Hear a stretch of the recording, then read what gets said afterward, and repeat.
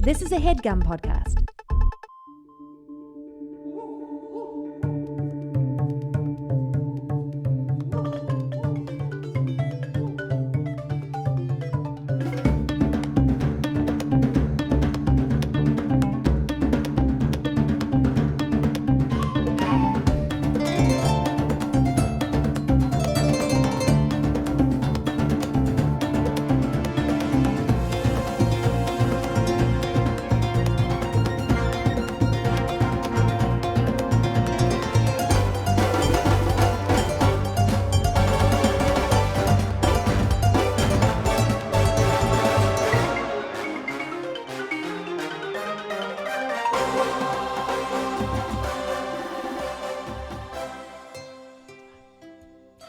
Hello, everyone, and welcome to Wagadu. I am your dungeon master, your not friendly, but definitely neighborhood dungeon master, Jeremy Cobb. I use he, him pronouns, and I am joined for this adventure by two wonderful individuals.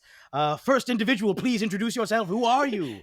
Hello, I am individual number one. No, I have a name. Behind door number one. Yes, hi everyone. My name is Shamini. I use she, her pronouns. I'm very excited to be here, hanging out with some excellent black halflings. Looking forward to some good adventures. I am a TTRPG performer and a science filmmaker. So I'm, very looking forward to getting stuck in. Oh, you forgot to mention that you are thebomb.com. I see that actually listed here. Sorry. Re-rec insert. Hi, I'm thebomb.com. Sounds like Yes. an ad. Yes. Wonderful. And of course, my fellow halfling. Hi, it's me, the fellow halfling. Individual number two. You gotta leave in the awkward pause. We gotta leave in the final version. It's like I forgot I was on camera for a bit, and I was just like, 1, 2. Hi, I'm Liv. I'm Liv Kennedy. I'm a halfling, and I'm here to play some fun stuff. Also, I use she, her pronouns. Thank you very much. Good night. Not good night. We're still going. Bye. Bye. And that's it for this episode, everybody. We'll see you next time. Wrap. We are here to play some Dungeons and Dragons, but not in your classic D&D setting. Oh no, we go into Wagadu, everyone. What is Wagadu, you ask? Oh, let me tell you right now. You know what? Dan, stick in some atmospheric music. So atmospheric. Wow. Welcome to Wagadu, a world of magic, mystery, and wonder that dares to ask, what if J.R.R. Tolkien blessed the rains down in Africa? People fall to Wagadu from a place known as the Upper Realms, though none of the fallen know how or why this fall happens. But the process seems to be irreversible, and the fallen can only band together to survive in this beautiful and harsh world. We open on a vast jungle under cover of darkness. Suddenly, the night sky is split by what looks like a shooting star rocketing towards the earth. It screams through the air, crashes through the canopy, shattering branches, disturbing wildlife, insert monkey sound there, and smashes into the ground. As the smoke clears, we see what appears to be a large egg in a small crater. The eggshell is cracked from the impact, and fluid is leaking out. As we watch, small, thick fingers push through the crack. Slowly at first, and then more firmly, the fingers continue to push out as the cracks spread over the egg. Fingers become a hand becomes an arm, and finally, the shell collapses, revealing the naked, slimy human who was housed within. Shamini, would you please describe your character for us? What? That is very much my character's attitude as well. You just see this sort of figure emerge, the goop just like falling down around them, sort of taking a big sort of deep breath, blinking slightly, and looking around. They're sort of relatively short and stocky, I would say. But, generally sort of humanoid. They have very, very short hair, brown skin. They have soggy, but under the gloop, slightly furry ears. You can just see sort of like sticking out. I imagine there's maybe a globule of slime just coming off the end. Every time you one of describe it, the ears slime gets thicker in my mind. It's like it's gone from like just wetness to like It full was mucus. whooshing now. It's just like that's what I was assuming.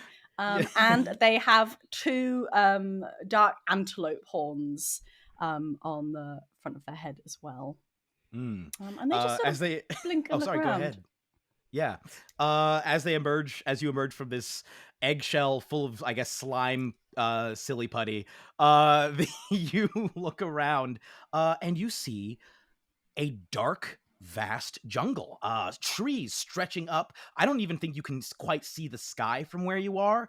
There's so much of a canopy above you. You hear birds, you hear insects, you maybe hear like the sound of a larger animal that you can't even identify off in the distance.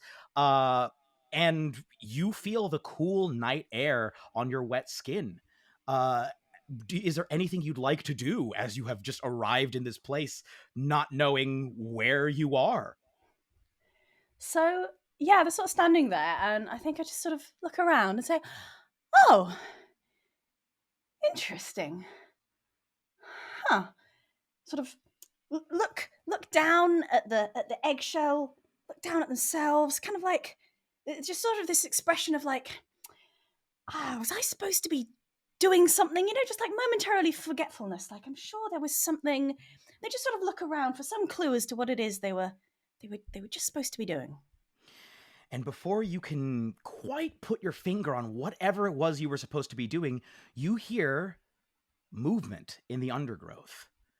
Rustling of leaves, cracking of twigs, and what sounds like panting.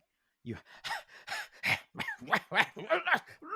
and stumbling through the undergrowth, about the same height as you, is a humanoid figure. But this humanoid figure does not have particularly human features. They do have hands and arms and a head, but their features, their facial features, are just not clear. It looks like black. Instead, what you see are beautiful foliage-like markings covering their torso, and extending from their head are a pair of ears, not entirely dissimilar from your own, but certainly not the same. They don't look like antelope ears. They're more upward facing and slightly more outward facing than yours. A bit more circular and brown, and also quite striking are their legs. Their legs are, first of all, they got some thick thighs. We talking haunches Hell here.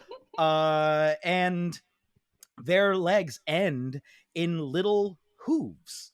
But perhaps more, the first thing that would strike you about looking at their legs is that their legs are, especially their thighs, are striped with the same sort of glowing substance that covers the rest of their body. That it's these glowing stripes and then blocks of solid white from where essentially the ankle would start. Their legs resemble something like antelope legs, but are definitely not antelope legs. This person has no horns. They arrive with kind of as soon as they arrive, you feel like a sense of like, this is not normal. And this person arrives and says, oh, there thou art. Greetings. Hello. I see you have survived the fall. Have I? Oh, that's good. Is that good? Indubitably. It is very nice to meet thee. I'm afraid thou art covered in quite a lot of goop. Unusual amount of goop, I must say. Is it possible for us to clear some of this off?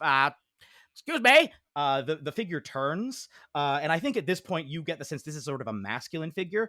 He snaps his fingers and says, "Excuse me, spirits, could we have some help here? Mightst thou lend us some aid?" and you hear rustling through the leaves. A host of tiny little like humanoid figures, all glowing with different markings, just come rustling towards you, all kind of going like as they all run up. Buddies. And immediately set about like scraping the goop off of you. They bring like leaves and moss and various like fabrics and stuff, and they immediately start cleaning you off. And he sits the figure sees this and it says, "Now I must know, doth thou possess a name?"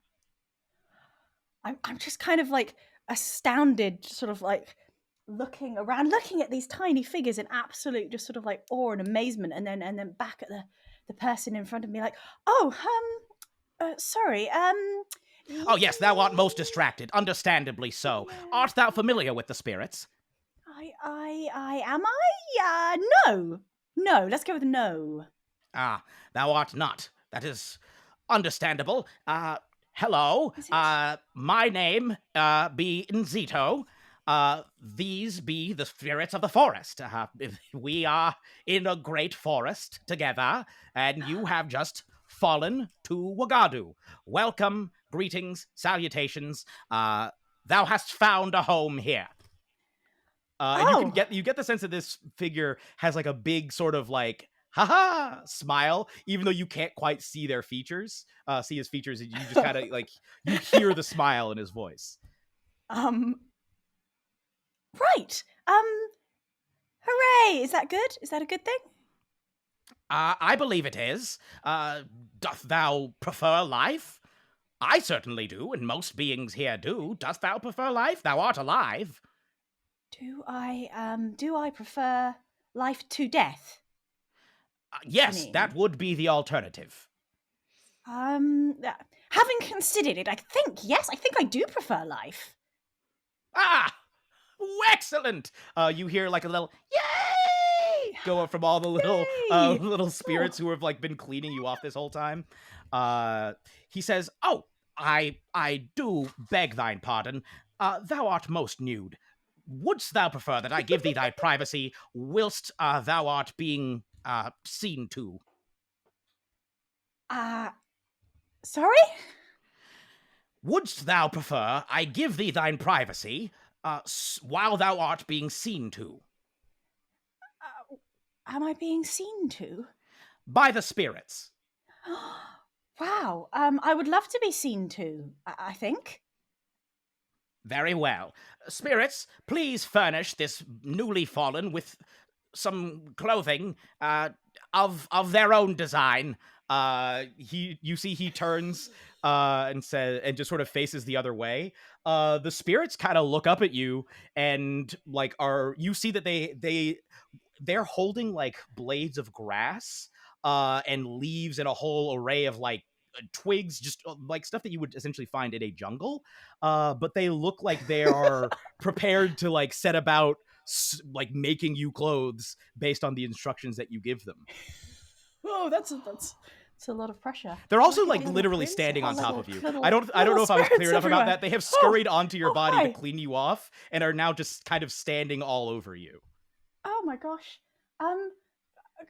Clothes. I don't know if I've ever designed clothes before. Maybe I have, and I've just forgotten. There be a first time for everything. Nzito kind of says over his shoulder. Right. I should like clothing made of cloth. They look sort of slightly nervously at the grass that's in front of them. As they say, cloth. The little spirits give you like a thumbs up and like, and they immediately start taking all of the grass and vines and moss and leaves and weaving it together using the twigs that they found. But as they weave it, you see it literally starts to transform into a fabric-like substance. Nzito is just kind of like sitting there. You hear him kind of making strange noises, sort of like musical noises. It sounds like something like falsetto and then a whistle. like alternating as he's sort of facing away from you, just chilling.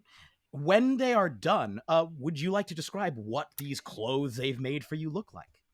Yeah, so basically, they end up with this sort of orangey, sort of ochre dull orange, with white shells, white sort of beadwork, just a sort of simple sort of top just around the middle, sort of draped skirt, with beaded like armbands and anklets as well, and just sort of like the sort of patterning and around the waist and things, and these sort of white beads on orange.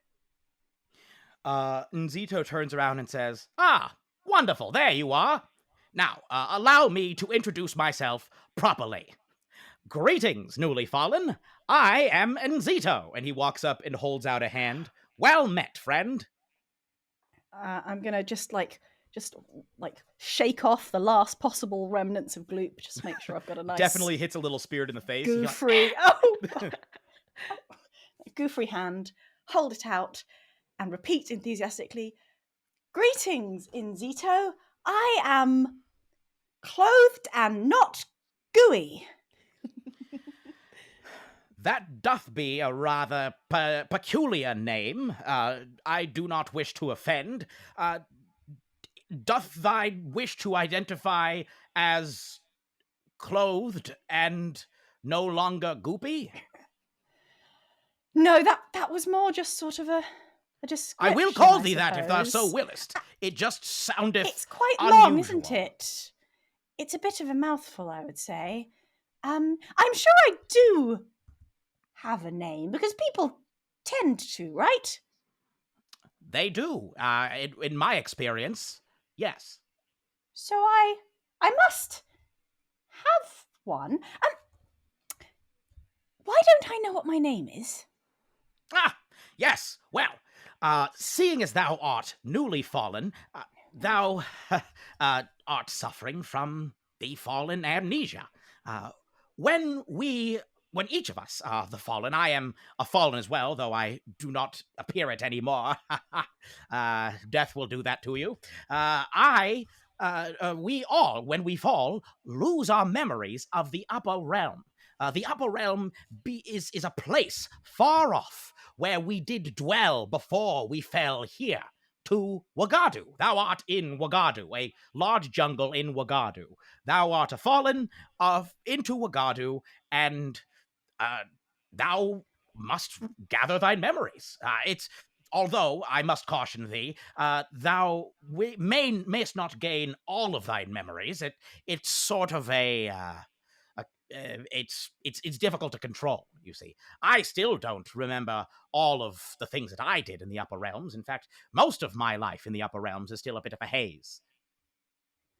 I don't remember any realms, upper or otherwise. I don't seem to remember anything, but I will. I'll figure it out, because I can't just go around nameless and with no idea who I am. It'll get very confusing. How will anyone call me? Or It would.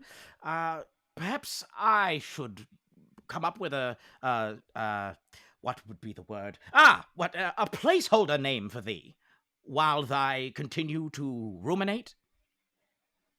that would be wonderful. While yes, thou continuest to ruminate. I shall ruminate. Yes. Yes. But in the meantime, what should I go by? He steps forward and, like, for the first time is really, like, looking all over. He starts at your feet, sort of, like, works his way up, just looking you over. And his eyes go all the way up. You see him for the first time appear to notice your Swala horns. And he lets out an audible, "Well, slap me with a porcupine and call me a bush. Thou art a Swala." They like follow his gaze and like look up and just like see the jungle and just say, "Wow, really?" "Thy horns, they do betray thy origins." He steps forward and, like, says, "Oh, may I?" and points to your horns before touching them. I think this is a moment where I just like slightly confused, just like reach up onto my own head, feel the horns, and say, right, yes, this seems normal. Okay. Yes, it is normal after a fashion. I must confess, I have not glimpsed a Swala in quite some time. Perhaps longer than I care to admit. So that's what I am. Yes, thou art part of the Swala lineage. It is one of the lineages of Wagadu. There's the Swala, you could be in Emere, thou couldst be in Azaman, Daima, the list goeth on. So what does that mean about me? Tell me. Well, thine lineage is a form of cultural and spiritual heritage. It is a physical manifestation of deep spiritual ties with ancestral and spiritual powers. But Most. what does it? Yes? But what does it mean about me? What can it tell me? Well, it couldst mean one of several things. Most folk are born into their lineage, but a lineage can be chosen and transitioned into, so perhaps in the upper realms thou wert born as a Swala and grew up as a Swala and remained a Swala when thou fell. Or perhaps thou wert born as something else in the upper realms, and then once thou fell, or perhaps before thy thought. Look, the tenses are hard, okay? And before the fall, thou may have transitioned into another lineage, the Swala. Thou might have transitioned into being a Swala. Is it a good thing to be? It is an unusual thing to be for these parts. What are you? You ask him that, and you see like all of the little spirits that are surrounding you, who've just been kind of like hanging out, all kind of like they all like straighten up, and you see that he's kind of like, well, you know, it's not important right now. What is important is that thou art safe, and I am here to protect thee. And I am also much farther away from home than I had realized. Where is your home? Can we go there? Can I see it? Where is my home? Do I have a home? Thou dost have a home, just not here. We are going to have to get you back to your people. I believe the inflection I just used made that sound worse than it is. Look, there's nothing wrong with being a Swala. Veto. Thou art a Swala. Not that there's anything wrong with that, but thou art not from here. Here is where my people are from, and thou art not one of my people. Okay, it's just the way you're saying it, when you keep saying not that there's anything wrong with it, sort of makes it sound like maybe there is something wrong with it. And I would really like to know, because that's who I am, so it seems quite relevant to me. Roll a persuasion check to try and convince this guy to tell you. Persuade him. Big first roll. Oh, this is the first roll. First roll. It's very dramatic. It's a 9. Excellent work. Really? He like looks down for a moment, and you see his ears sort of droop, and he looks back up and says, "My Swala friend, there are things that thou dost not know about the history and peoples of Wagadu, and perhaps for the safety of some of we who live here, it is best that those things remain unknown to thee." It's just that quite a lot of things remain unknown to me, because I don't really remember anything about anything. So it's sort of all unknown, really. Well, wouldst thou like for me to uh he like starts to offer something, that he kind of looks around and looks up at the sky and looks around. He's like, well, Nzito, thou hast really done it this time. Turns back to you. Wouldst thou, in thy confusion, like for me, Nzito, to offer thee a sort of education, a crash course to Wagadu, if thou wilt? That would be amazing. I want to know everything. I want to know about these wonderful small people, and I want to know about the trees and the sky and the world and you. And yes, please. Right. Well, we shall try and get through as much of that as we can. And he basically launches into we're going to basically montage this. He launches into an explanation. He explains to you that he is what is known as an ancestor. An ancestor is someone who lived in Wagadu, was formerly a fallen, and then died, and then did not regenerate. He would then circle back and explain most of the time when fallen die, they actually are reborn, like they regenerate. They often reappearing in another part of the world. He would explain that though when a fallen finally stops regenerating, they become an ancestor. There are different kinds of ancestors. He is what is known as a spiritual ancestor. That essentially means that he has such a strong affinity with the spirits and connection to the spirits that he has taken on spirit characteristics when he died. And he would also go on to explain that the spirits that he has essentially shown to you, they are magical creatures. They actually don't always live in this world, in Wagadu. They live in a parallel world half the time called the spirit world, and then half the time in Wagadu. They always have like influences that will characterize them. So, for example, you can have like spirits of different animals, spirits of different plants.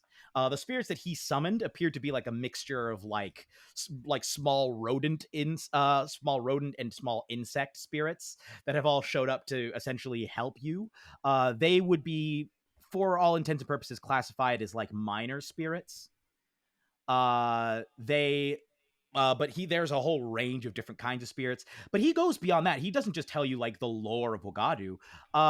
Over the next few days, weeks, he starts to educate you.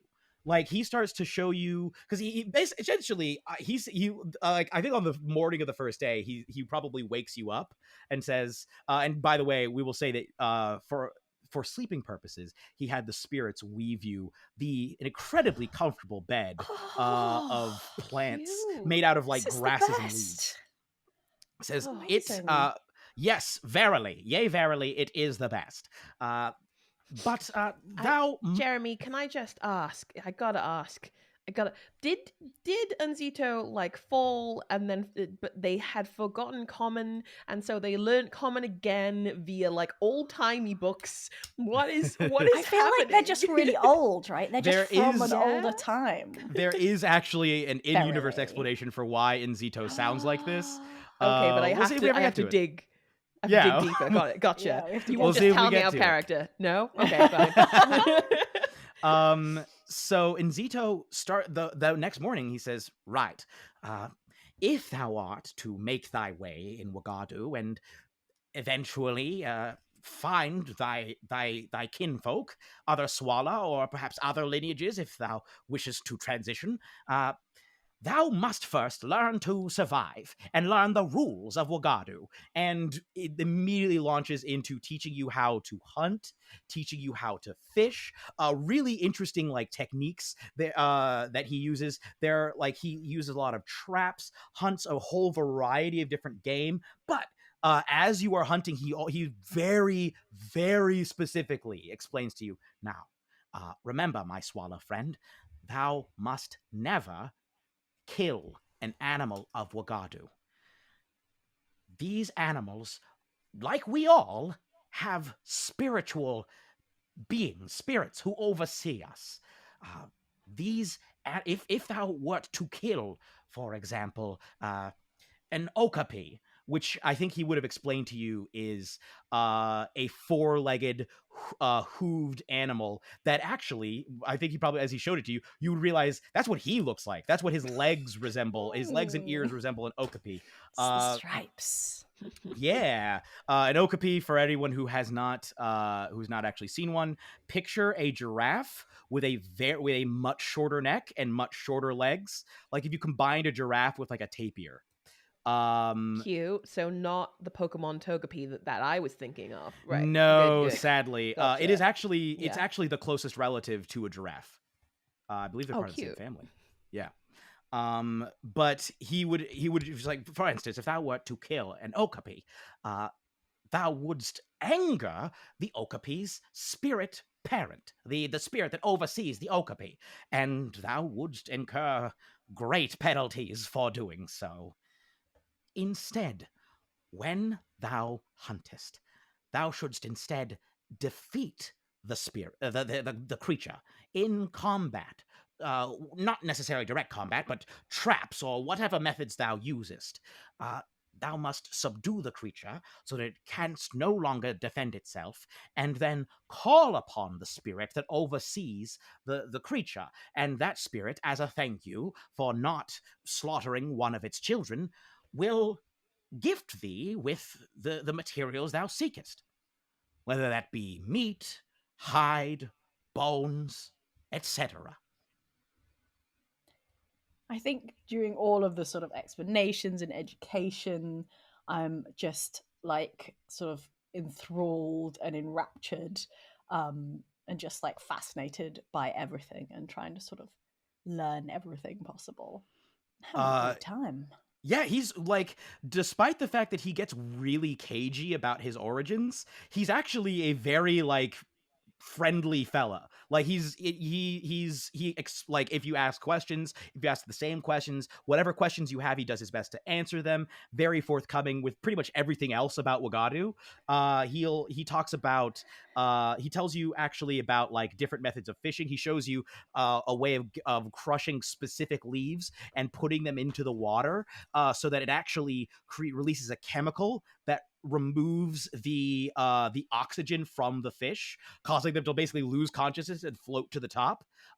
This is a real hunting method in real life, by the way, that people actually use. Wow. He basically knocks the fish unconscious and then picks them up, and then the fish spirit will come and give him fish in exchange. But he doesn't just hunt things. He does huge amounts of foraging, nuts, berries, all sorts of different leaves, plants, fruits, yams. Man knows how he has a hookup with the yams. He's got a straight up spirit hookup with the yams. Wow. And I think you also get a really strong vibe that this dude not just knows his way around the forest, but he's got like the connect. Like I think the days here, we haven't really described the climate, but it's very warm. Like, and not just warm, humid. This is like a rainforest. So it's very wet, very soggy much of the time, a lot of rainy days. It is not an easy place to survive. Like, there are so many instances where you're about to touch a specific plant or take a specific step, and he's like, no. And he'll point out, like, this is a toxic plant, a venomous animal. You're about to step into a hole and fall through. Like, there are all these possible issues. This dude knows his way around this forest. And over the course of those weeks, I think aside from his lessons, I will say about a week in the middle of one of his lessons, as he's like teaching you how best to prepare some of the fruits that he's helped you find, there's like a moment where he like stops and like you see his ear twitch, and he says, "We must away. We must hide. Take my hand," and reaches out to you and leads you. He like takes your hand and rushes over to a tree. I don't know if you hear anything. You can roll me a perception check if you want to try and listen. Yeah, I do. Ooh, perceive. Ooh, 13. Ooh. Okay, you're like listening, and you hear the insects, you hear the birds, you hear the calls of the monkeys, but you don't hear anything specifically that sounds out of the ordinary at first, until as he's like pulling you deeper into this tree, and you hear him like whispering into the, like he like leans next to the bark of the tree and whispers into it. And as he's whispering, I think you notice those sounds you were hearing start to sort of die down. It doesn't seem to be like connected to his whispering. It seems like he's whispering as this is happening. Like the birds stop calling and the monkeys stop calling. And as he whispers, he says, "The spirits, they shall protect us. Come with me." And leads you, as you see, like he's just whispered into the bark of this tree. The tree starts to open up to reveal a hollow inside. And he's like, "Hurry, we must away. Danger lurks." And he scurries into the tree. Do you Can follow? all trees do this? As I walk in. Yeah, well, it's the tree spirit hath gifted us this hiding place so that we may remain safe from those that stalk in search of violence. Trees are wonderful. Wait, what was that about stalking? He says, "Shh, look." Okay. And points out. And I think as you like lean and I think as you lean out, you don't even hear anything coming with your 13 perception. You notice as something moves into view. And as you see something move into view through like the crack in the tree, you are no longer inside of a tree. You are hiding inside of an alleyway in like an urban setting, a much drier climate. And you see moving into view a human foot.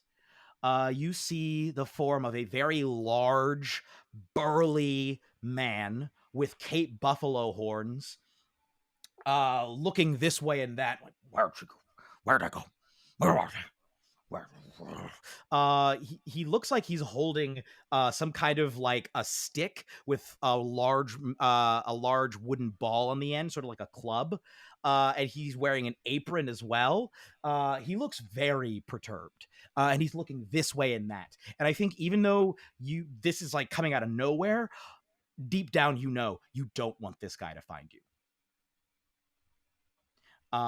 He is looking this way and that, and as you like feel yourself like holding your breath, trying not to move, trying not to breathe, you sort of like come out of that, and you see in the place of that man, back in the forest, back inside of the tree, you see a large cat, essentially for all intents and purposes a leopard. I think Nzito would have explained what a leopard is, but this is like bigger than what he described.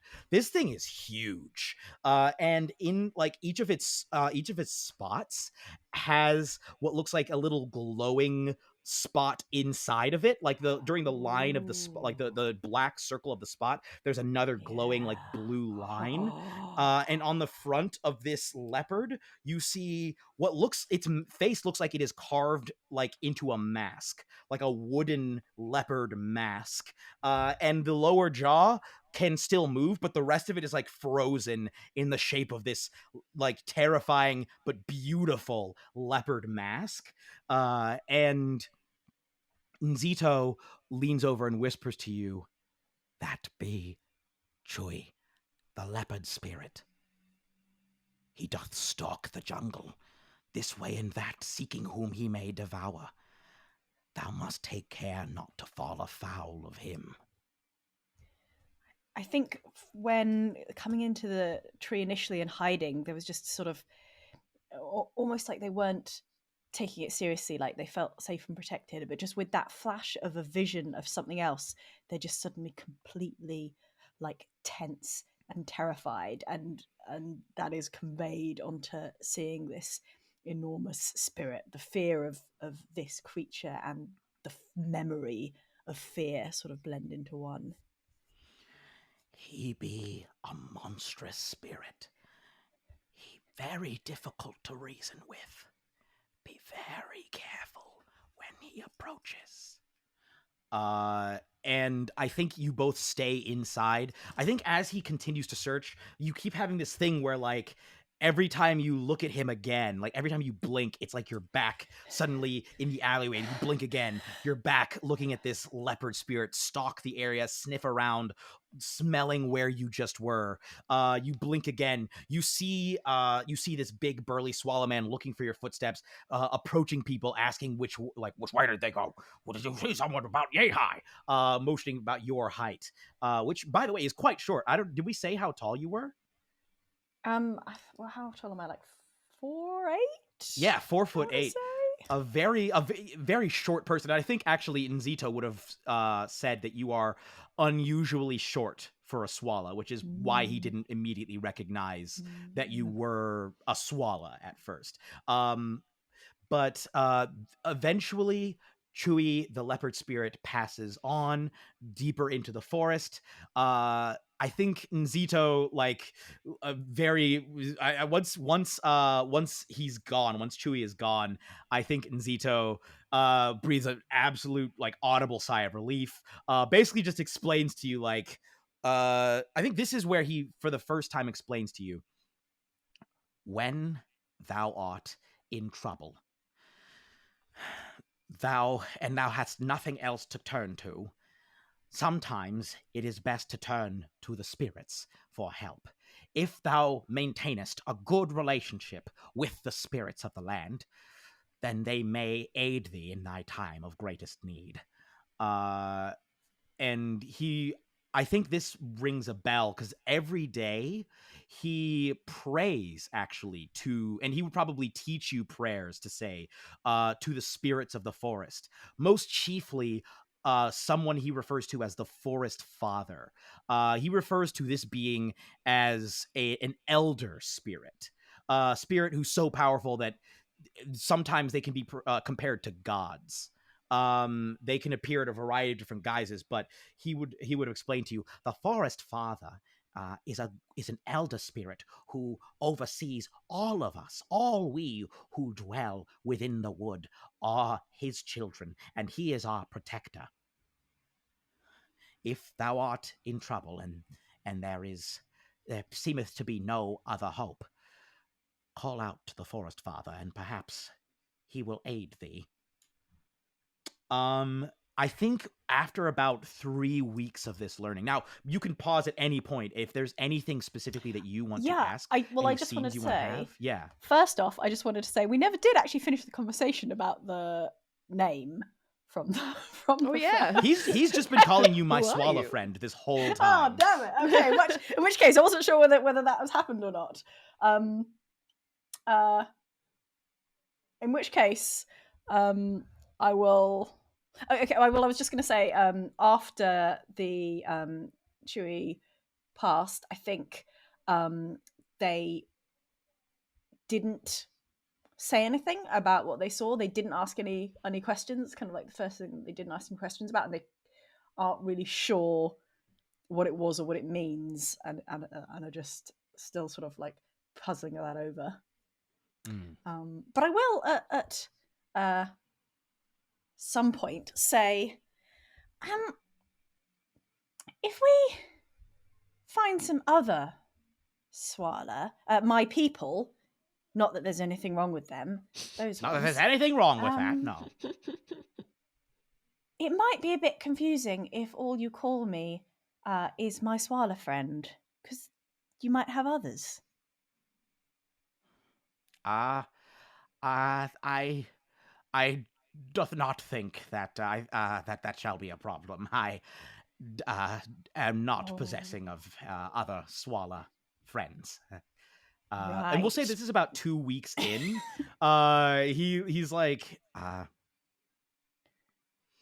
because you wouldn't be friends with Swala. I have not seen a Swala in hundreds of years. But you said we were going to go find some. Yes, indubitably. I know not where the Swala dwell, is the issue. I would love to get thee to thy people so that I may return to my people. But I am afraid I am in a part of the jungle I do not recognize. Wagadu is a land of change. It is always changing around us, shifting. No two maps, they say, are the same. And from year to year, the landscape may have changed either slightly or drastically. I have been hidden, shall I say, for quite some time, and it appears that while I was hidden, Wagadu hath changed most drastically. From whom weren't you hiding? Roll a persuasion check.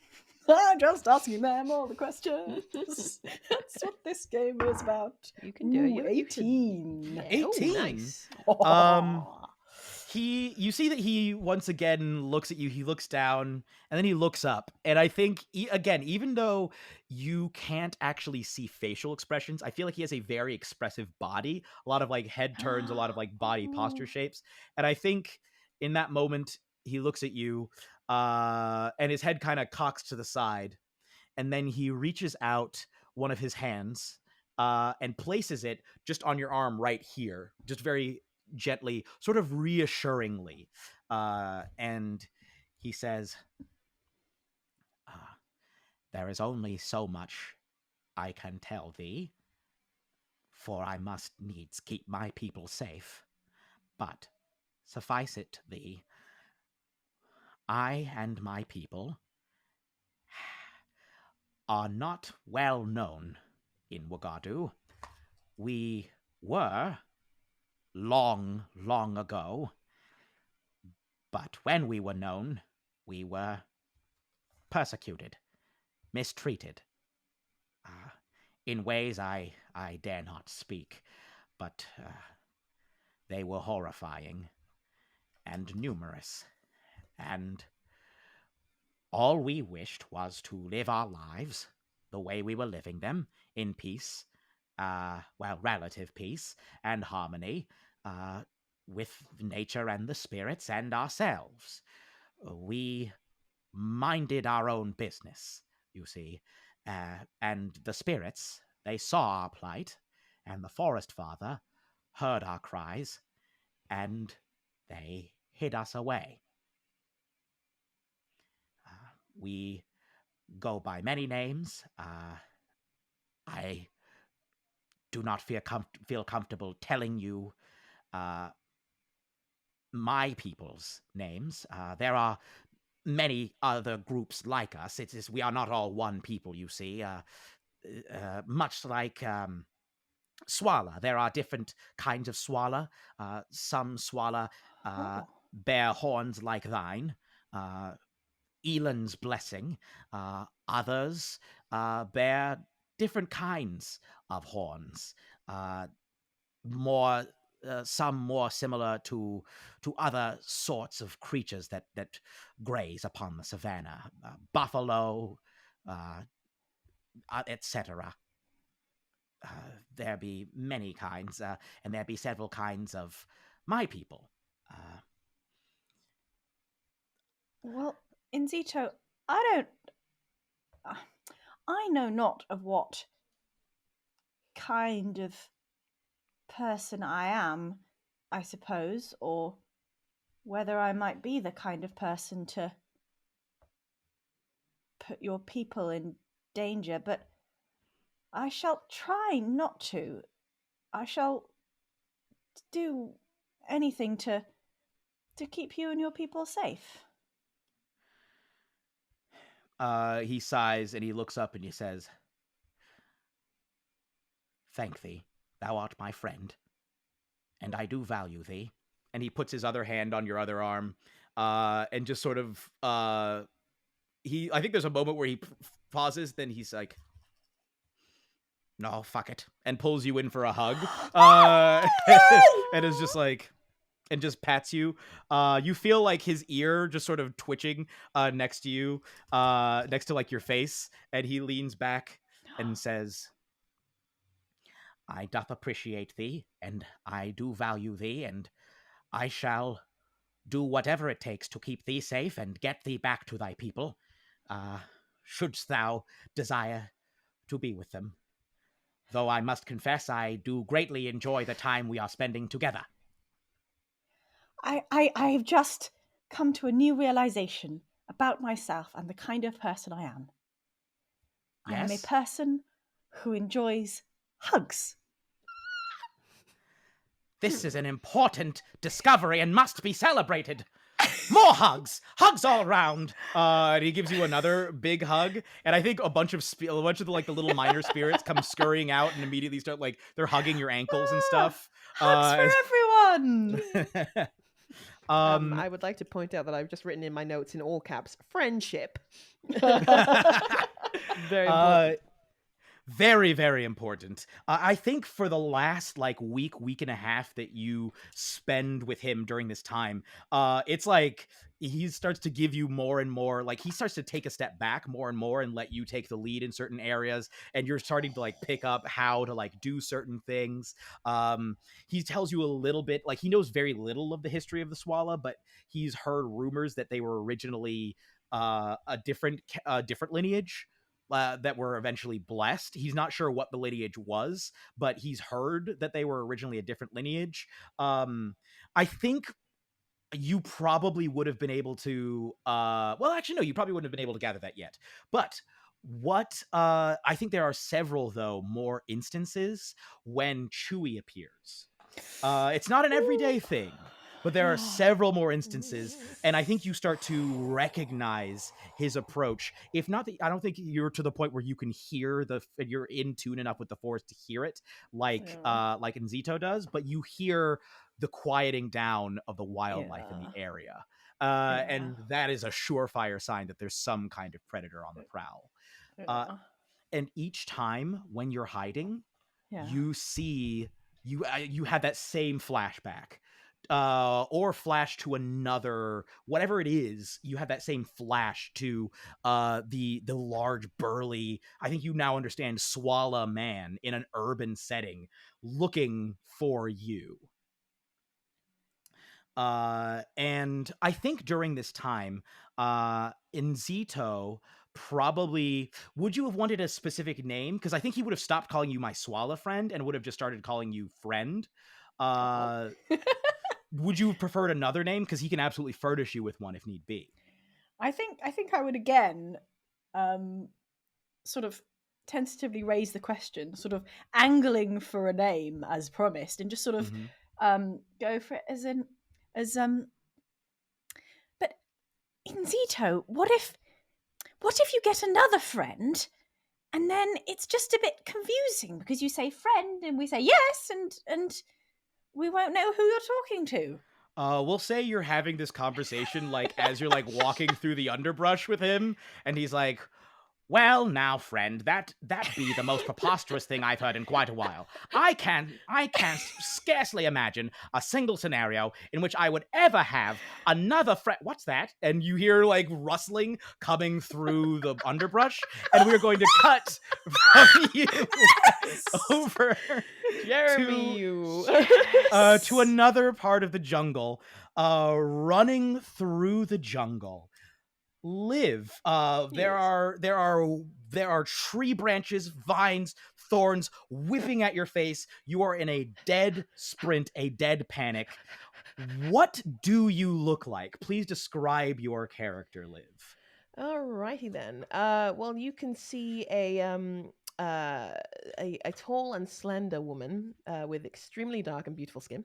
Her skin is also adorned with tattoos that are kind of like constellations, and they glow in different colors, and they kind of glow in stuff, the colors that you would associate with burning, like red, light orange, and bright blue. Her hair is also blue, and it kind of cascades down, and the roots are kind of orange, and they go out into blue. Blue with the roots and then becomes orange. Either way, it kind of one or the other. No, okay, blue with the roots and then becomes orange. Okay, yeah. And yeah, it's braided, but it's tied up in like a silken headdress, showing off like a bunch of bright colors as well. Bright colors are the thing here, as you can probably tell. It just, and then there's like loads of themes that go across like her clothes that are like supernovas, like exploding stars, and stuff like that. Normally she would be kind of like being very delicate with the plant life and stuff around her, but yeah, right now this Bloom Emere, which is kind of her lineage, is like a adjacent to Elven, but Yeah, an Emere. Emere are essentially Wagadian elves, Yes, for all intents and yes. purposes. But yeah, this Bloom Emere, she is running for her life apparently at the moment. Yes, you are running for your life from a being, a large being, a leopard, in fact. But not a leopard I think that you would have seen, but definitely a leopard that Shamini's character and Nzito are familiar with. Not good. Is it Chewy? It is absolutely Chewy, the Oh, no. leopard spirit chasing you through the undergrowth. No. I think, Juji, you are like dead sprint. I think you know that it saw you, so it's like not directly behind you, but you know how fast this thing must be. You've seen leopards in wildlife before, but this thing is huge, and you are, and you jumping back over to Nzito and Shamini's character, you hear the crashing through the undergrowth, and then suddenly emerging just sort of into the air is the woman that Liv has described, is Liv's character, who like Liv or Juji, as you're running, you like take a step into into thin air as you push through some foliage and fall into essentially a very well covered ravine. That Nzito and Shamini's character were walking next to. You see a woman come running through the undergrowth, a human woman, and just fall through. Okay. And a moment later, you're like, a moment later, Nzito's like, "Oh, this is bad." Look, he looks at you. He turns his head and looks at you and says, "We may be fucked." And crashing through the undergrowth is Chewy, the leopard spirit, appearing, essentially gazing over all of you. And I'm going to need you all to roll initiative. Oh my gosh! No, we cannot fight it. It just we simply cannot. enormous and terrifying. Oh god, we are not ready for this. Oh, okay. At all. That was okay. +0 to initiative. Learning my character's flaws. I'll run through. So what did anybody get a 20 to 25? No. Okay. Did anybody get a 15 to 20? I did. I got a 16. I got a 16 too. Oh my god. 16 baddies. Oh my goodness. I think Shamini's character has a +1 to Dex, so we'll say that they go first. Oh yeah, no, that's fair. Yeah, my character, I have said that she is literally stuck in the mud. So yeah, I think it's fair that Shamini goes first. And let's see. Okay. When I say stuck in the mud, I don't mean that she's like a stickler and doesn't have any fun. Literal. She's literally fallen into ravine, mud. Right there. It's not like it is. It was not a small ravine, but it wasn't like she's dead. It's not like okay, good. It wasn't like that. Okay. And that's a season wrap on Juji. Yeah. Thank you so much. Thank you, Liv, so much. Everybody give Liv a hand. Okay, That's a season wrap. me. At the top of this combat, actually, the first one to act is Nzito. Good. Okay. Nzito, seeing this, is going to like run forward, look down into the ravine. It's only like 20 feet deep, but there's a lot of. Well, yeah, but it's deep enough to survive.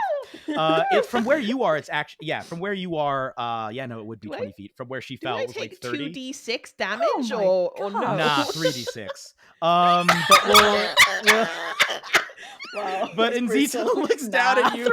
3. And is like, "Ho there.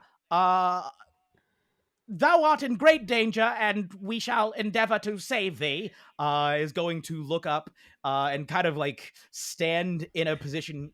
He says, I shall do my best to distract him, and like is going to reach into the earth and whisper, spirits, I need thine help now more than ever. Reaches up and pulls out of the earth a long staff that he's going to cast Shillelagh on, like, and then is going to stand there waiting to square off against Chewie. So Nzito is readying an action to attack Chewie if he comes within 5 feet of him.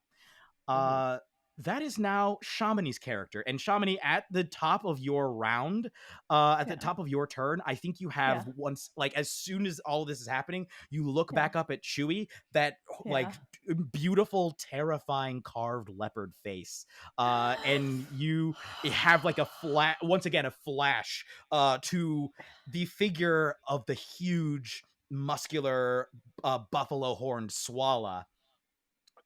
Basically standing in the having like walked into the alley, saying, you must be down here somewhere. Where are you? Smacking his club against the wall. Where are you? Come out. I'll get you. Where are you? Steal my yams. Last time you'll steal my yams. And you flash back and see this huge figure, this huge leopard figure, Chewie, in front of you again. What would you like to do? I think there is a moment that seems forever to me of being absolutely frozen.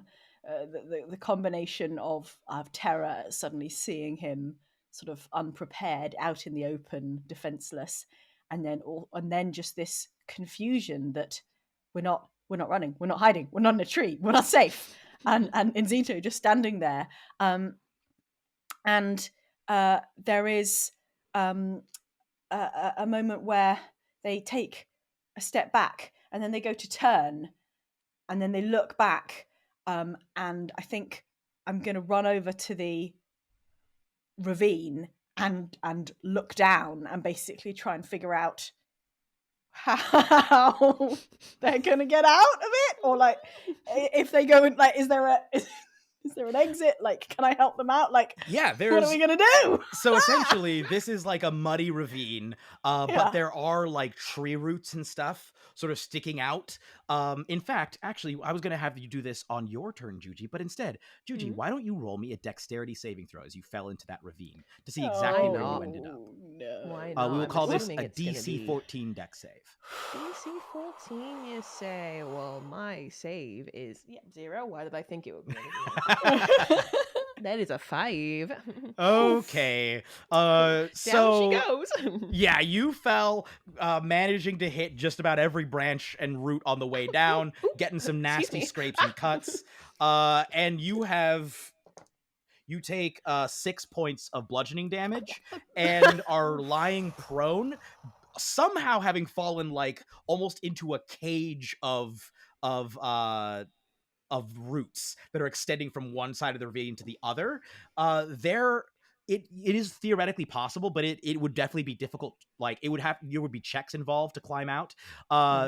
You could, Shamini, you could give, if you were to find like a vine or a stick or something to try and like, you could maybe try and climb down there and lower something to her. I think having made the decision that not to run away screaming, I'm gonna try and clamber down close enough that I can reach an arm out, basically. Okay, make me an athletics check to scramble down this muddy ravine. I'm really good at those. Come on, come on, guys, come on. Oh no, not so much. You get, 13. I think, a plus 8. Okay, 13. All right. A 13 will allow you to make your normal way, like a normal movement down, but it will not be enough for you to like navigate the whole like to get all the way down there. With a 13, your normal speed is 30, right? No, 35. Your normal speed is 35, 35. yeah. Okay, then we will say that you get your normal climbing speed then would be half of that, which is 16 or 17 and a half. So you climb 17 and a half feet down. Exactly. But you 6 are inches like, there, it's very important. yes. And as you get to the bottom, with the 13, I'm going to need you to make a dex save, because as you step on one of the small rocks, like the muddy rocks, it slips out from under you. I need you to make a dexterity saving throw to avoid slipping and falling. Come on. 13 again. Wow. It's my It was a DC unlucky 14 day. number. It was a DC 14. Wow. You conk your head on the side and slide down the rest of the way. You take 2 points of bludgeoning damage. Amazing. And end up lying right next to Juji, both prone on the ground. I want a close up of like just both of our faces as I just like into shot and then just like turn like hello. Is it my turn, Jeremy? Yes, Juji, it is now Okay, your turn. Because I was gonna say that Juji just kind of like picks her head up out of the mud with a squelch, and then looks over as Shamini's character just lands, and it's just like, "Oh, hello, hi, nice day for it." And then she's gonna turn over and look up at the massive beast that is coming towards them. Does would Juji know like the rules of the forest at this point? I think that yes, you probably would have Okay. found some like friendly spirits who know that you know that you're not supposed to kill Yeah. animals. You also, I think, would know enough to know this probably isn't an animal. This is Okay. like, because he's glowing. He's got like a carved wooden Yeah, mask it's the face glowing. and glowing It's the spots. giveaway. And he's so big. Big boy. Okay, gotcha. Yeah. No. I think she is on the side of caution though, just in case. She is going to reach out, and she is going to the kind of like the bed of vines that she fell into, and now Shamini's character's fallen into. They're going to kind of like move around us and then like spread out towards this being as she casts entangle upon it. Yes. I love it. What's the range on entangle? The range is 90 feet. Is that Oh, enough? yes! Easily. Oh. That's a saving throw, right? Is And it a it's dex save? Strength 15, strength which save. is not ideal.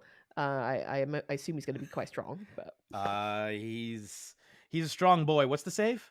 15 strength. All right. Well, I'll tell you, he's not proficient in strength saves, and he rolled a natural 4. So all right. describe for me what it looks like as the vines from Entangle lash up around this powerful spirit.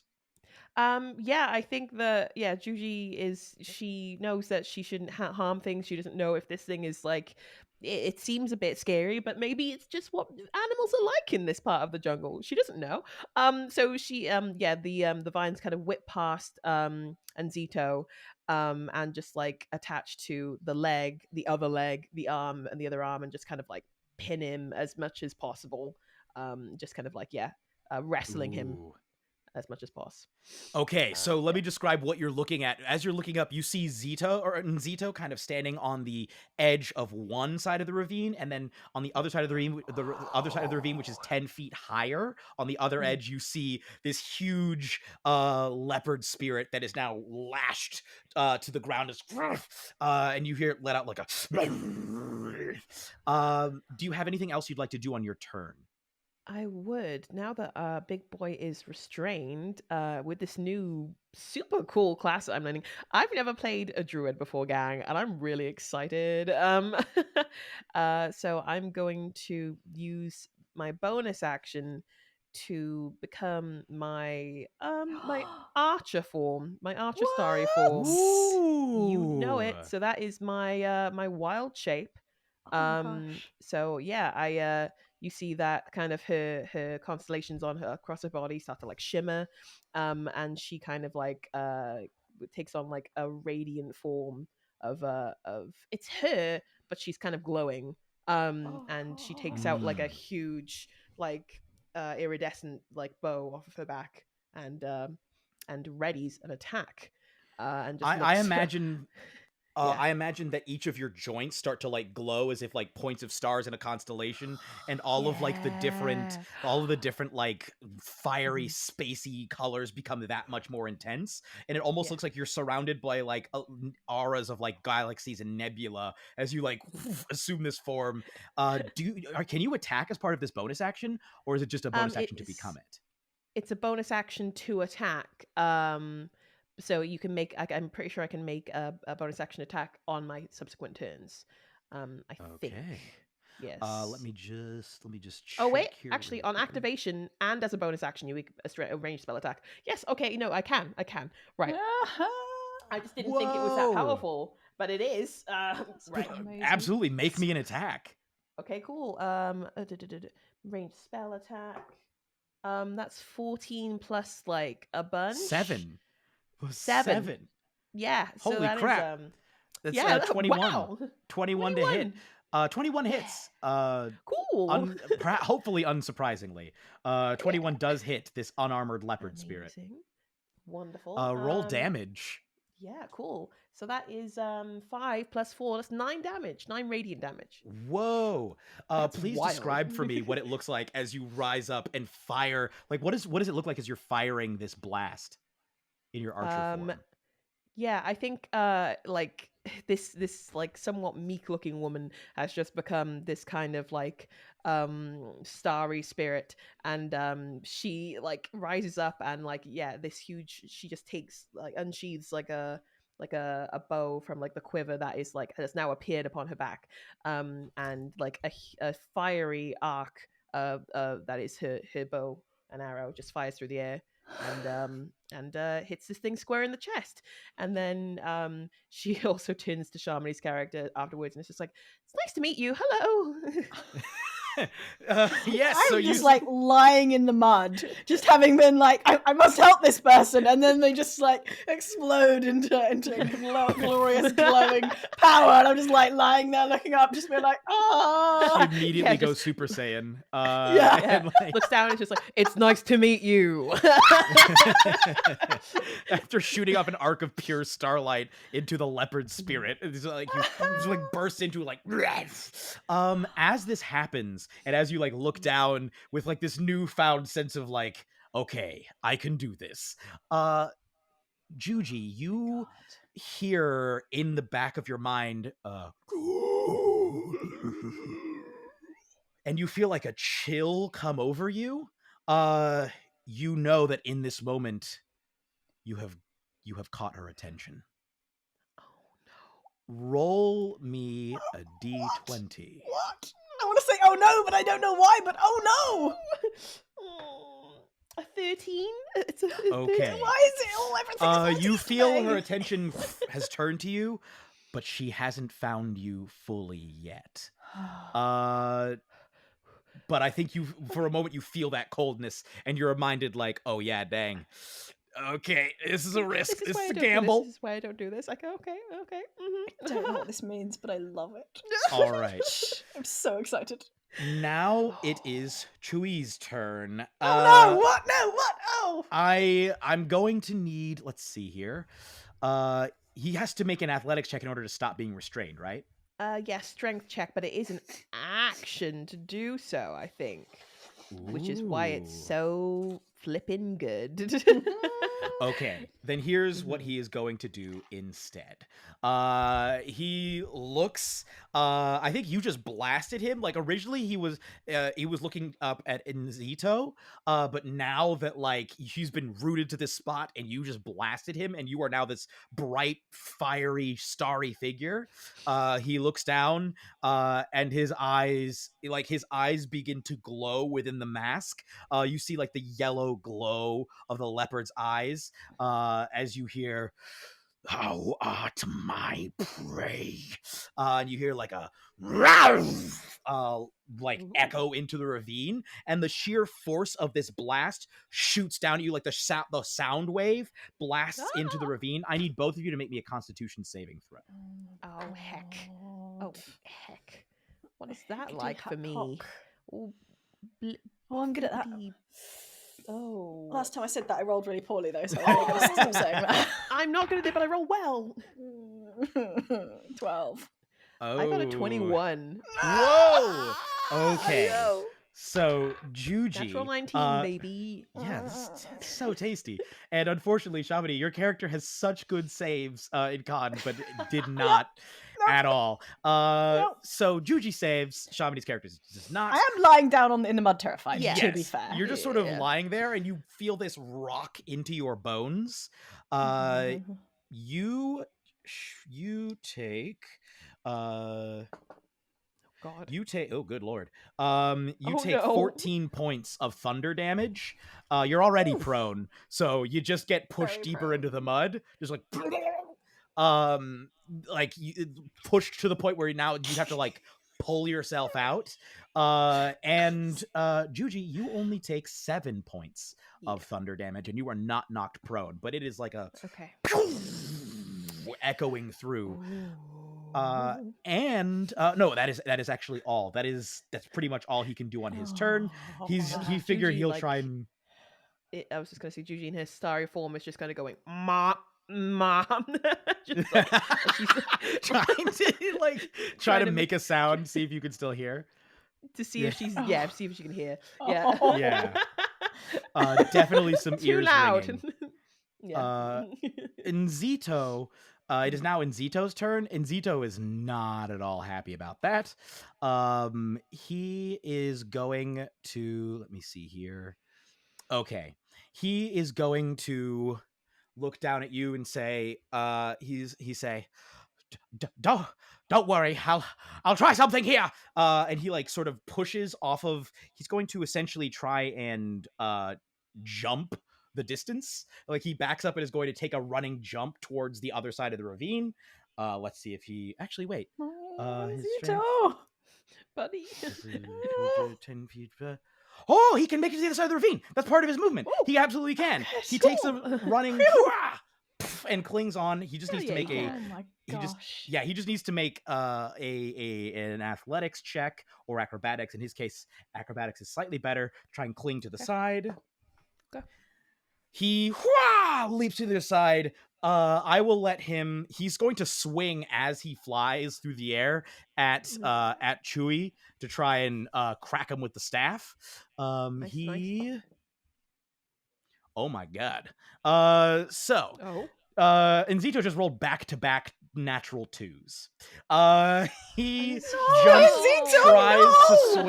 tries to swing at Chewie, completely fumbles it. Like Chewie just sort of like lurches out of the way. He didn't even get quite enough height to reach him, so he just sort of hits like the side of the edge of the ravine, and he also face plants into the side of the ravine. He's going to make a dexterity saving throw. Are you okay, friend? He comes tumbling into the ravine next to you both. Taking 13 points of bludgeoning damage. He he lands badly. That one hurt. That one real hurt. He does not look so good after that. You can see it looks like there are slight small cracks in like the glowing lines and markings on his body. It looks like there's like little hairline fractures around them, and he's he lands next to you prone. Shamini, it is your turn.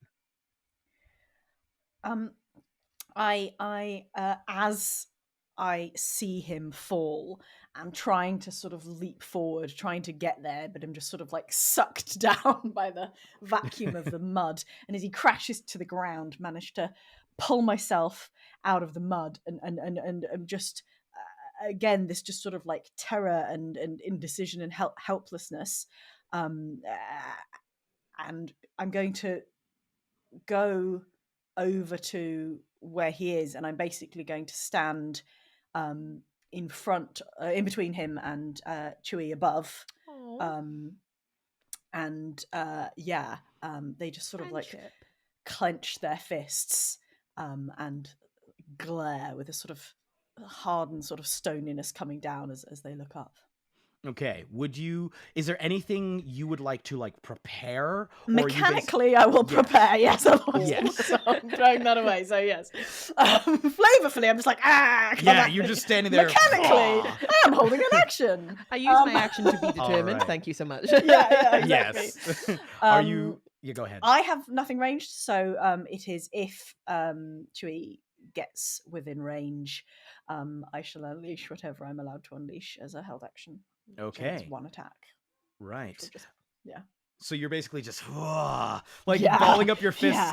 I think as you do this, you get like you're back against the wall. You get like this flash of that same figure who has walked down that same gigantic Swala man who's walked down the alleyway, clanking his club against the wall, and finally seeing, like, looking at some boxes that you're hiding behind, and he now is in his eyes, and he says, "There you are."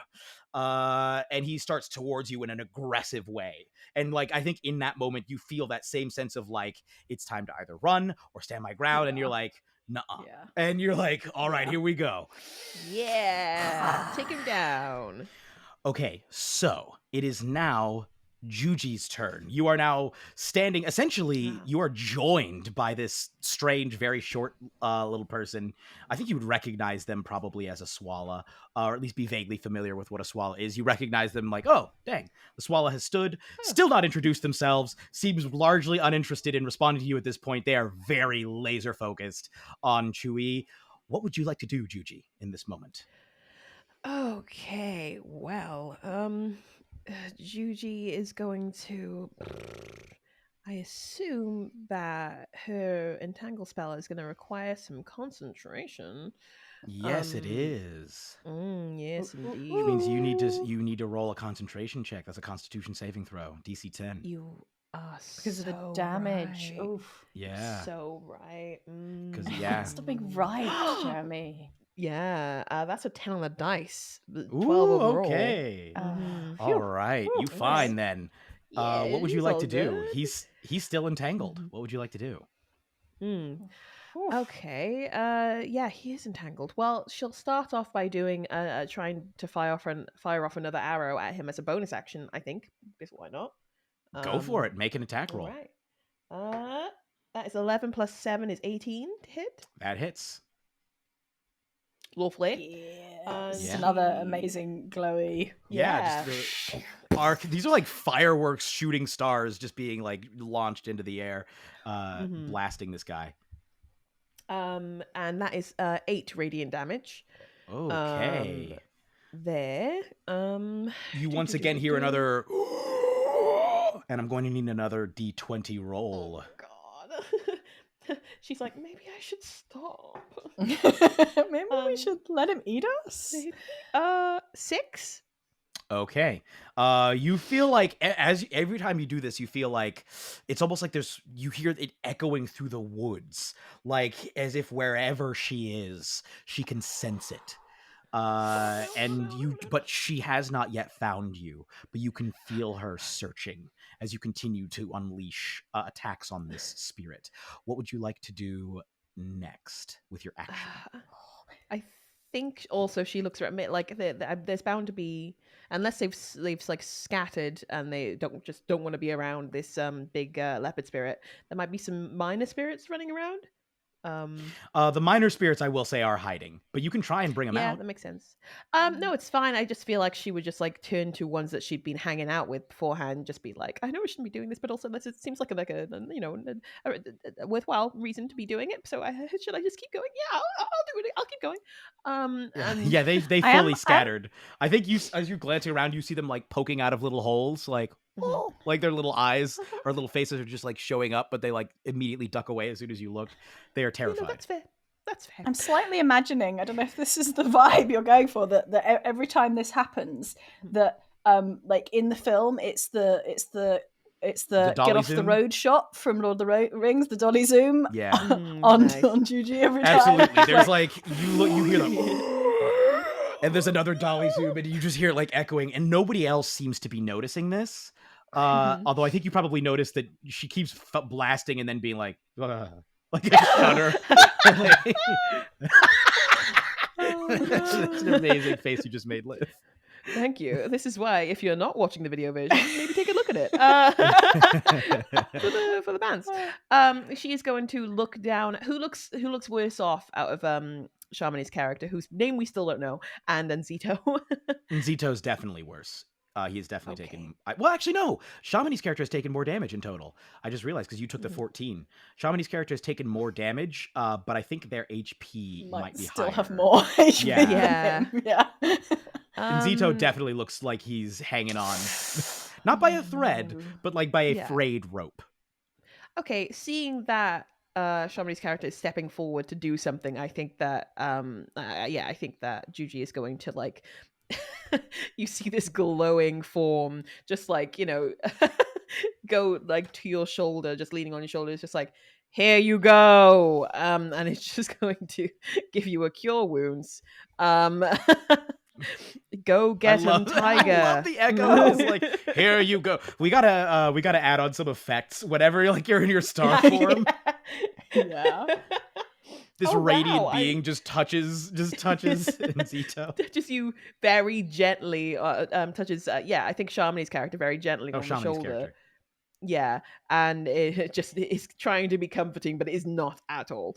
And that is 12 points of healing because I rolled max. So wow, yeah. Amazing. Nice. Yeah. Wait, how did you do that healing? Sorry. Cure wounds. Okay. Yeah, because is this more like glowy, like suddenly the glowing? Yeah, like stardust. Yeah. Yeah. You suddenly hear like, think of stardust a just thought. There's a better way to start. Yeah, every time she speaks, just like it's like bad breath, but it's not. It's just glowing stardust, just like going over your face, like.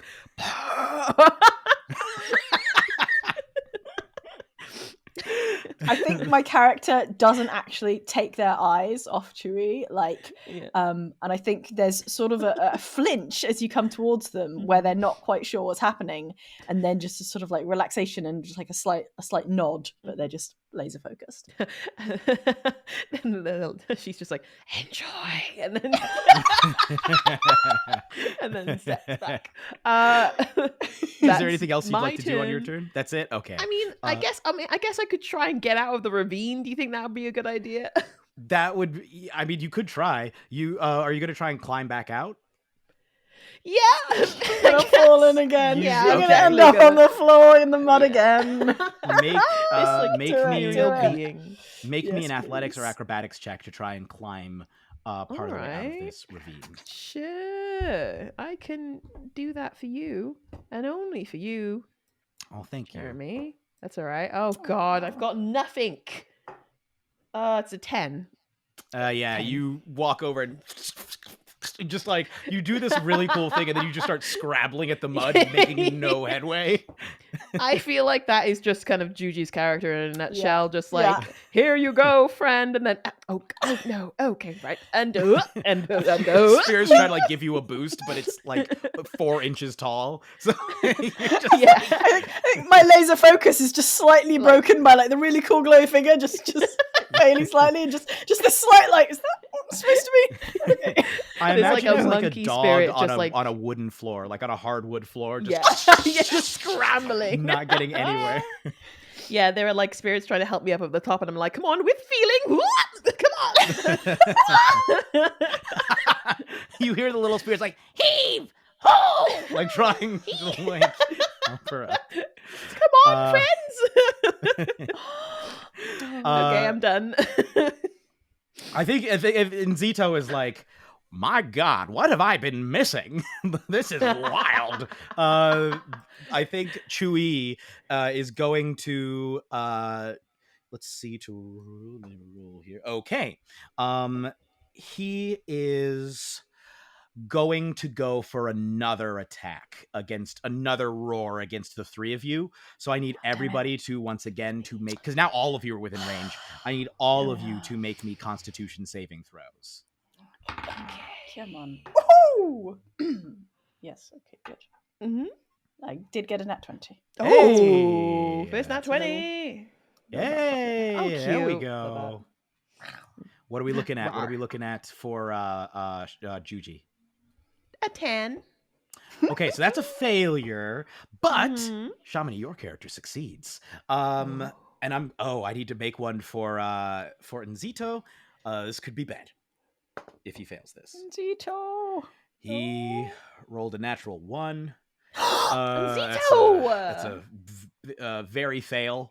The technical term is very fail. Yeah, Yes, that's a he's very doing it on fail. purpose. He's just looking for attention. I'm telling you, he's That is going Can't to believe be. Okay, that's going to be 12 points of damage to Jeremy. Juji. No. 12 points of thunder damage, and you are knocked prone. It's going to be 6 Oh. points of thunder damage to Shamini's character, and 12 points of damage to Nzito. Nzito is really not looking good at all. I that keep that was concentration bad. though. On my That's thing, I good. rolled a 13. Oh, phew. and Oh, he's- that's good. Yeah, he's still up there. Just kind of like not moving because that was an action. He's basically just blasting at you at this point. That is Honestly, going- jokes on him because I was falling on the floor anyway. So, so whatever. The mud is the default position for this party. Yeah. the spirits that were blasted apart by like this attack start like pulling themselves together and trying to like help get like forklifts to try like build little spirit forklifts to lift you out of the mud just to prize you out. You see one spirit's like, okay, back her up. Just trying to like motion as they're trying to pull you out of the mud hole. No, take 5, everyone, take 5. I'm on the floor. They look up and they start catcalling Chewie. It's like, hey, that's a nice masking out there. You're one just has a sandwich for no reason. So we jump back to Nzito. Nzito is not looking hot. He is. What can he do? Yeah, he's got one thing that he can do. He is going to, in his hand, first he's going to stand up out of the mud, and then produce flame in his hand. You see a like glowing, sort of like greenish bluish flame appear in his hand, and he's going to fling it up at Chewie. That is going to be making this attack roll. My God, this man has the worst rolls. He has rolled, let's see, in order, I think he rolled back-to-back 3s, then a natural 1, and then now another natural 3. He's old. Leave him alone. He's he's dead technically, isn't he? Look, he's there. Yeah, he is dead. Yeah, technically. Yeah. That's how old he is. He flings this flame up, and it completely misses Nzito, or excuse me, it completely misses Chewie. And that's pretty. He has no bonus actions. No, Nzito. Shamini, Nzito is looking real bad.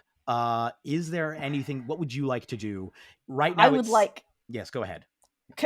Does this ravine need climbing out of, or if you go along it, would we be able to get?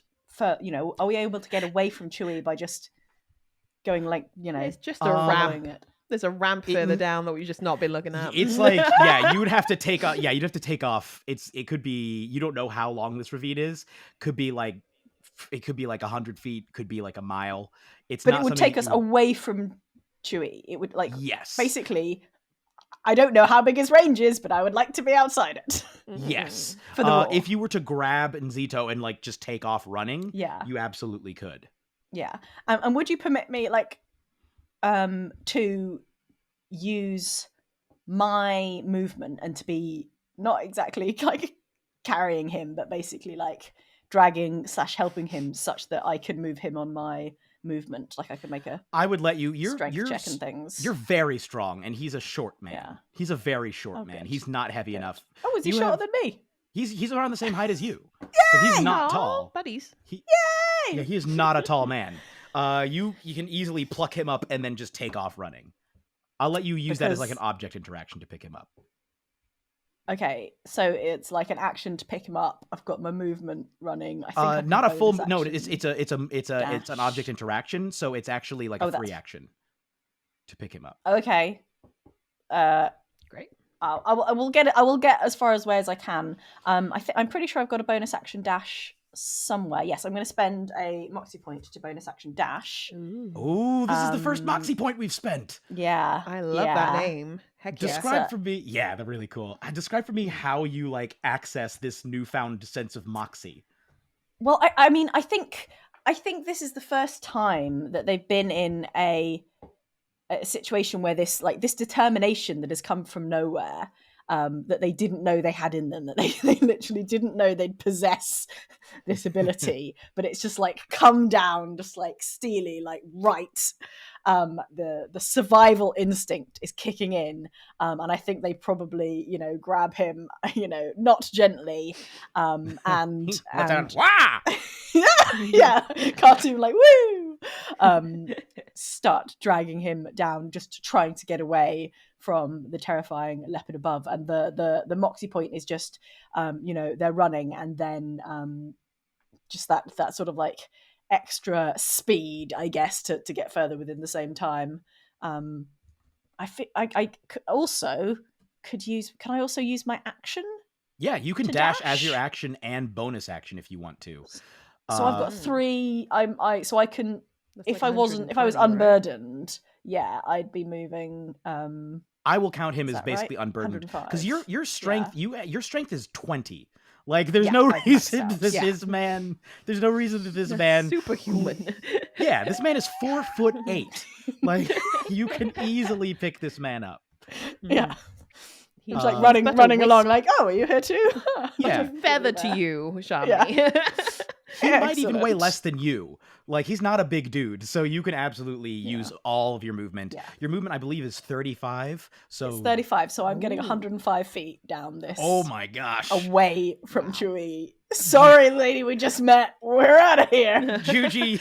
Okay. Juji, you see this Swala turn, who's like gritting, bracing up, ready to go. Just turn, yank the dude, like just fully yoink this man, and then like take off, like mud flying up behind her as she sprints.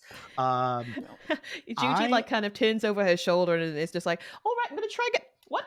Okay. Like, oh, okay. Mhm. Okay, I'm going to roll to see how long.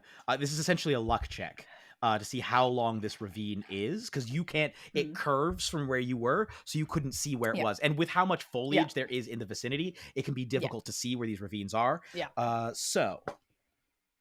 Okay. This ravine is 150 feet long.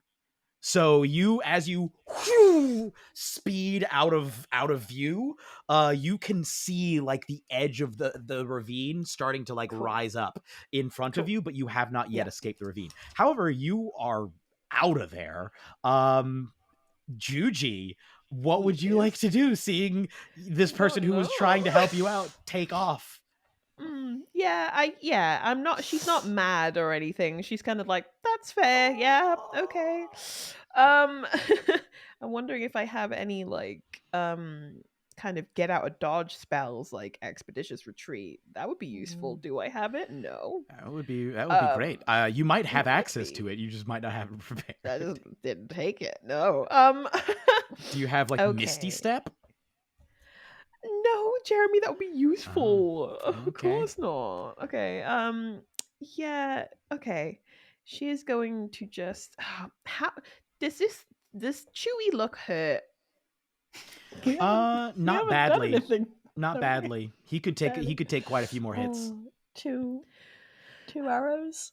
Yeah, 2 hours. Yeah, he's they taken mean- like you see like glowing spots where it's like and like little spots of stardust, but like No one else has other managed to than do anything to him other than you. yeah, his fur is mussed, but he's fine. Fur Oh. is must. Oh, he's no. looking a little bit disheveled. Wow. Gotcha. Yeah. Alrighty.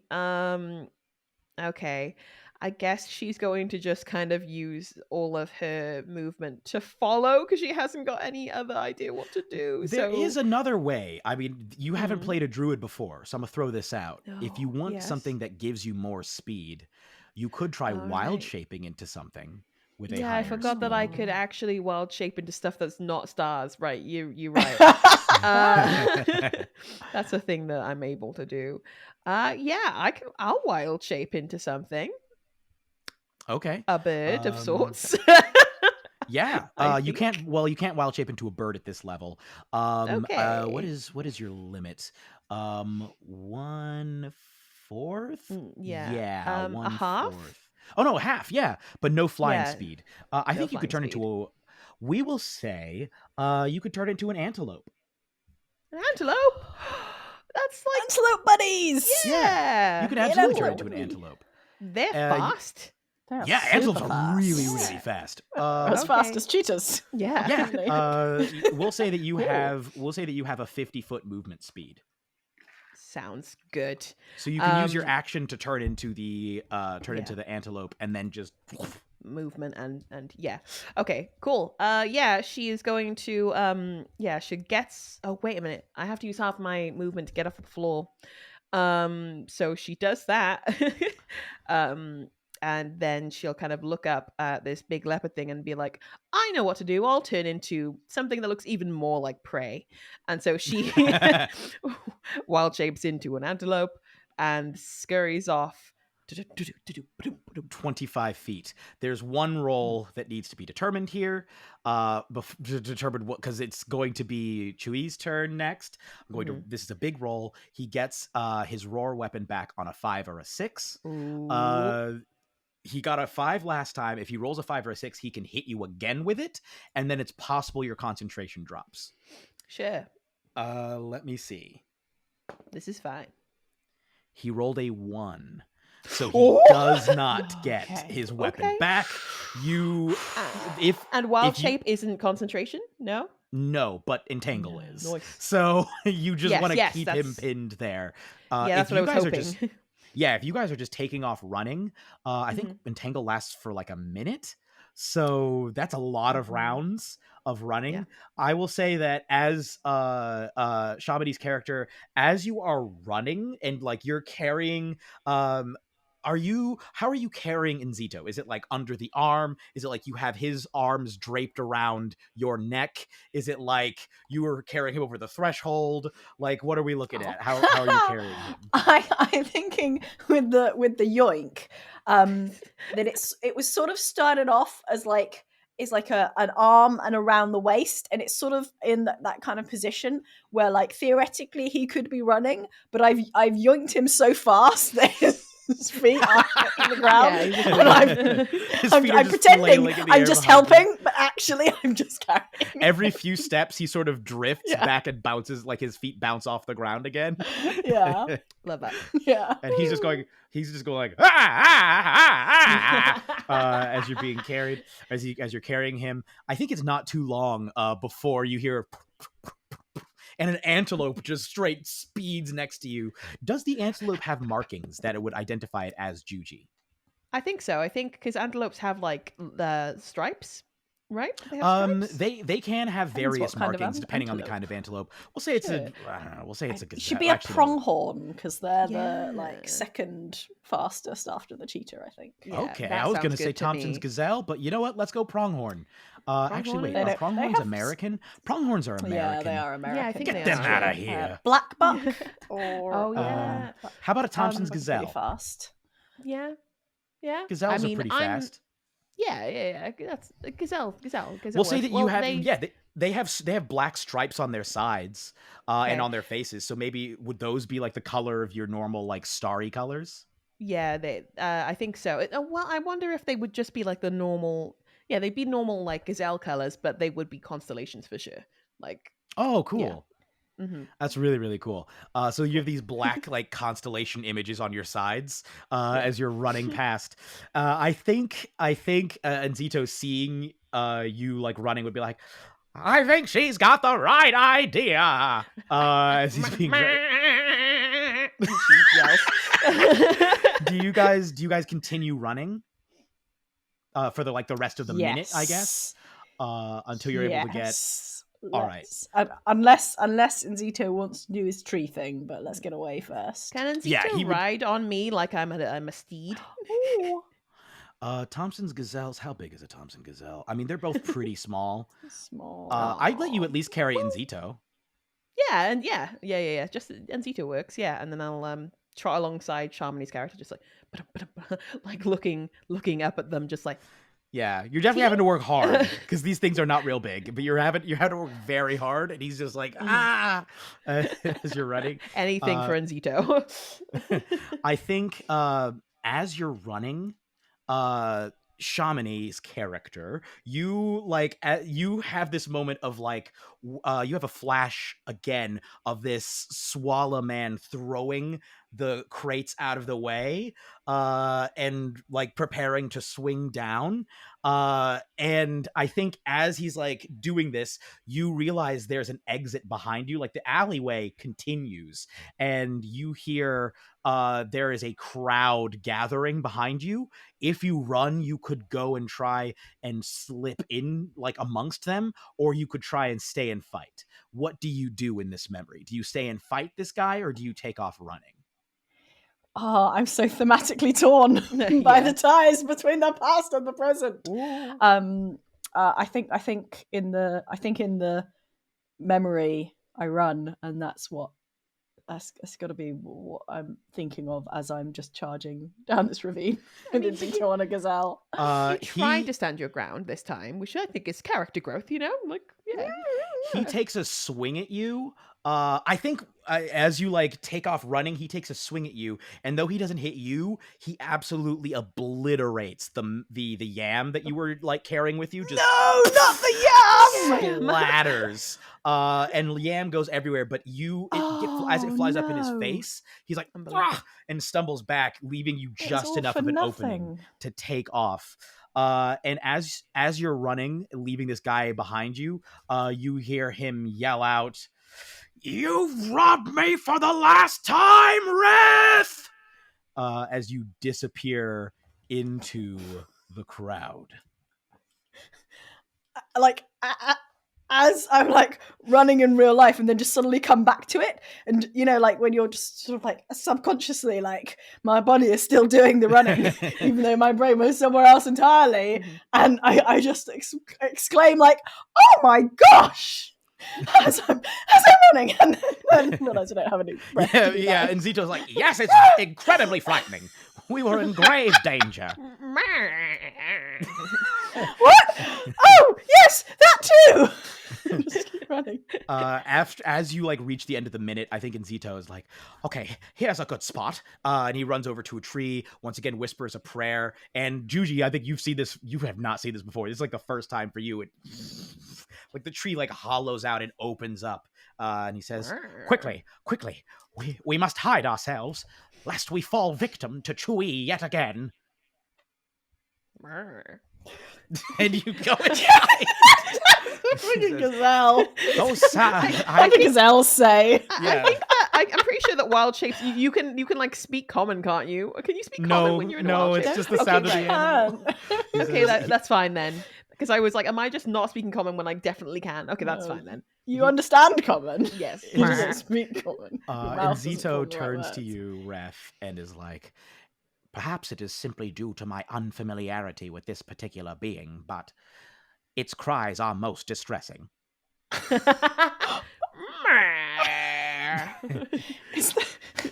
The gazelle's not injured though, right? The gazelle's like, the gazelle's okay. fine. Is the gazelle okay? Okay, good. It's That's not fine. Like, "Help me, I'm dying." Gazelle's fine. Is the tree sort of closed? Yeah, the tree closes around behind you. You guys know that you have quite a while. Like he basically was stuck there for a minute. Stuck there. So you have a lot of distance that you've put between yourselves and him. What would you like to do as you're kind of like holed up in this tree? I can't hold it any longer. I'm just like panting, trying to get my breath back, and looking between this gazelle and Enzito, and just completely distracted from everything that just happened. Just go, I think I know who I am. I know everything. I am a yam thief. Huh. I don't know what I was expecting, but it wasn't It wasn't that. And I think my name's Reth. Oh, Inzito, I think I have a name. you have a name. Yes, I think so. Thou hast gained a name. Oh, Yes! happy day. This calls for a hug. Gives you another hug. He turns his head to Hugs you. for everyone. Yeah, he turns his head to you, Juji, who I guess is still into Gazelle, and Gazelle, says, Juji. Yeah, I think she's forgotten. That she's a gazelle. Yeah. he's like, I think she's we're a forgotten. hugging family. Wouldst thou like to join? The hug, that is. Gazelle noises. Just Yeah, I Hug think she. the gazelle. Yeah, she reaches up Delicately. to like with like her hooves. Oh, and, like, just reaches standing out on your to, back like, hooves. hug. Like proper hug. Oh my Yeah. gosh. Yeah, it's very unsettling, and I think that Out of the like way of a front hoof Yeah. there, and like bony little legs, and just like, oh, I only have And I 2 think- HP left. Don't hit me in the face. oh my god. halfway through the hug, she like looks down at her hoof and she's like, "Meh," and then she turns back. Oh, sorry, forget sometimes. Hi. Uh, This is nice. I haven't hugged anyone in a while. I'm so excited. I know who I am. I know who Inzito is. Who are you? I'm Juji. Hello. That's Everyone's so great. getting names today. We are all Yes. bestowed with identities. Yes. Names guess. for everyone. And I give Yes. them both another hug. Yes, Yay. Ju- Ah! as you're hugging. so strong. Yeah, there's an audible pop. Oh yes. It's Oh gosh. just like Okay. popping both of your backs. And Zito's like, I am a spiritual ancestor. My friend here, Reth, is apparently a young thief. And you, what are you? Ref the thief and Enzito. Hello. I am I was a gazelle. Now I am just Juji. Do you I have an don't- occupation, anything else? Juji? You're glorious. Me? Yes, Thank yes, she you. is. What? Oh, no. In You're fact, all he sees your ears and says, are you an Emere? Oh yes, no, I think I am an Emere. Yes. And she'll kind of like reach up and like boing her long ears, like yes. No, And that's... does it make a sound like those little door things that, like, when you flip them, like? Sure. Can I? Yeah. Can I lean to Inzito and just whisper, "Do you like those ones?" Well, it's really not a matter of us liking them. It more is a matter of them liking us, and they do not like us. So, actually, now that you have reminded me, Okay. I sorry. am most perturbed. He turns to Oh, you. no. He turns to you, Juji, and said, Oh, no. "Art thou, Hello. friend?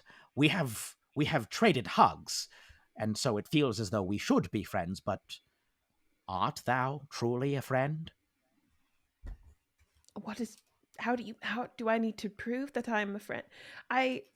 What do I need to do? I gave a hug. Is that enough, or is there more? Was it a hug offered in friendship? Was it a friendship hug, or was it a surreptitious evil hug? Oh, I've never heard of an. Was it an evil embrace hug. of pure malice? Oh, I think it was quite genuine. Was the love we felt tainted? I don't think it was a tainted hug. I think it felt warm and genuine. I got some fuzzies as I was giving you all a hug, and I think that that's quite nice. So I would say it was a good, pure hug. That is my estimation of a hug. Also, don't forget, Inzito, she also turned into some sort of incredible glowing figure and shot Chewie with light. That Which do has gotta be count for true. something, Yea, right? verily. He says, he thinks for a moment. Roll me a persuasion check with advantage, Juji. Juji. Oh, me. That's me. Yeah. Juji. It was like, oh, no, not Reth again. basically gave you the It's not help me this action time. here by jumping in as a support. Excellent. Oh, come on. Okay, that's 15. 15. He looks very thoughtfully, and he says, Well, it doth seem true that it twere not tainted love. For this I am glad, for sometimes I feel I want to run away. I want to get away.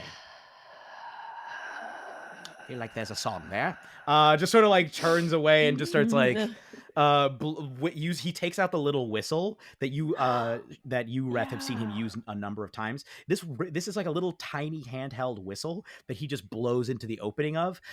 It only plays one note, but essentially he uses that as like the basis for like all of like as he like this is like the bass note, and then he will jump around to other notes, alternating between whistling with that and then making like singing his little notes, and he's like hoo hoo hoo hoo hoo hoo hoo hoo hoo hoo, and like whistles and is like, there really is something there. And he turns back to you and says, well, Juji, if you are an Emere and you are a Swala, I must really be quite a distance from my normal abode.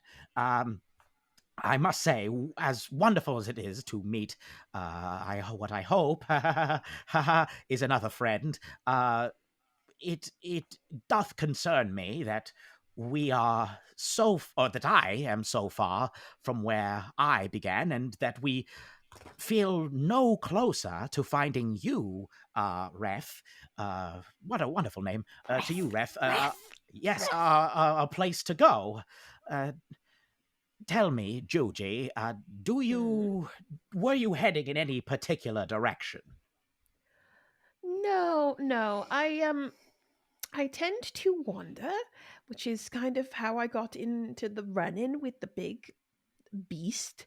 So I was wandering around. I was looking for a place to lean. Like I don't like. Okay, so I don't.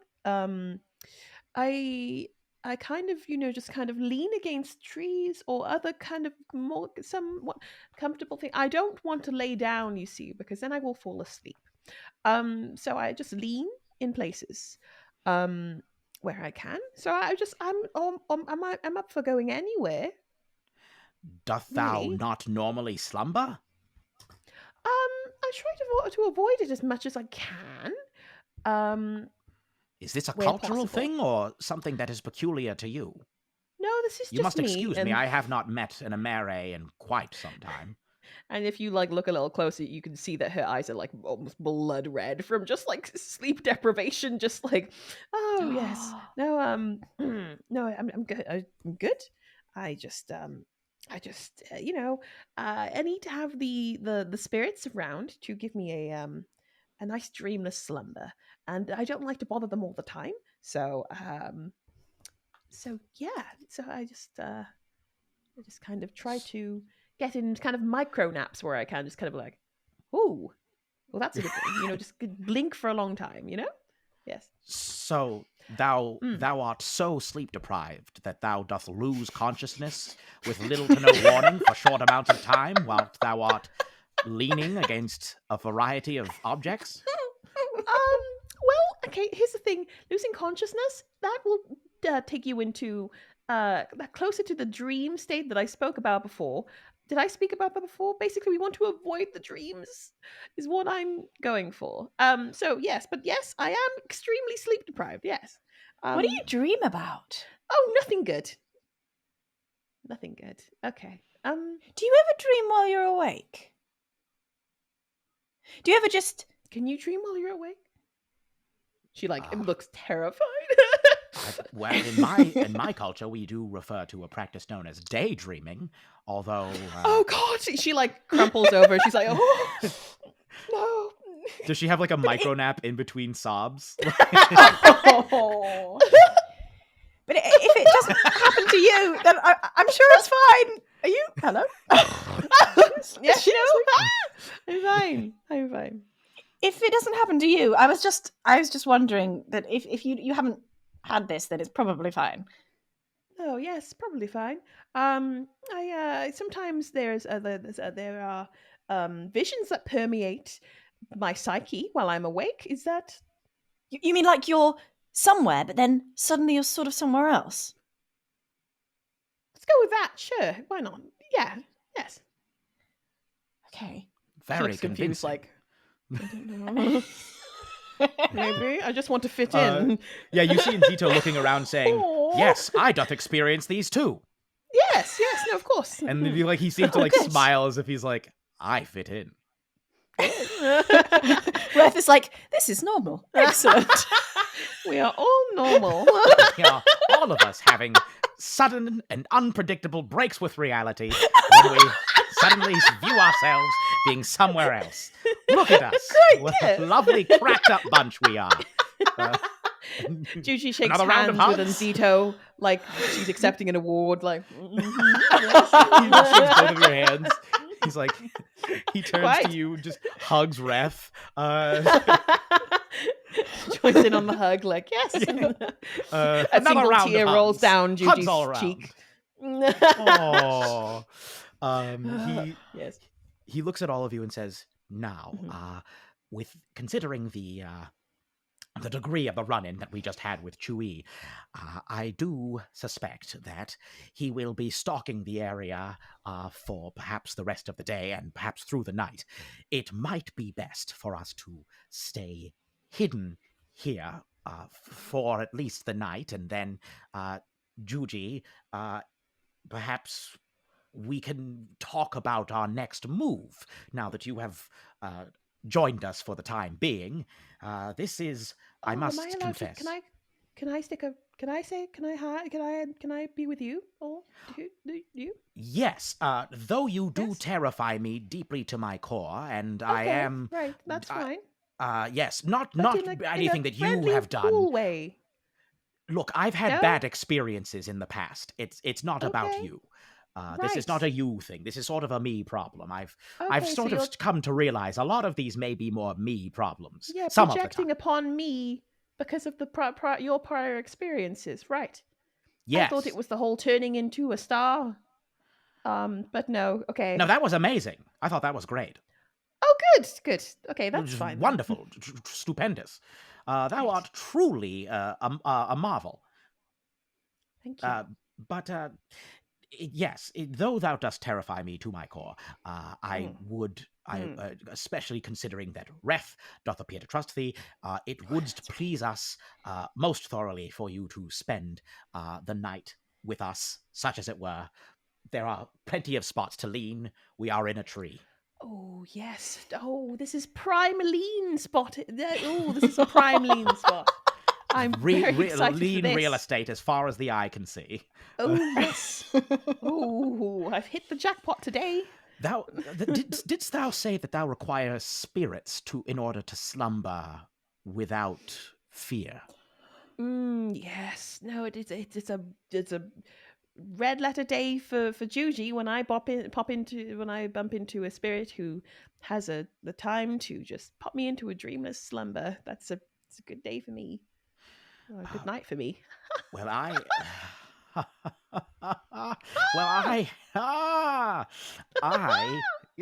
hey!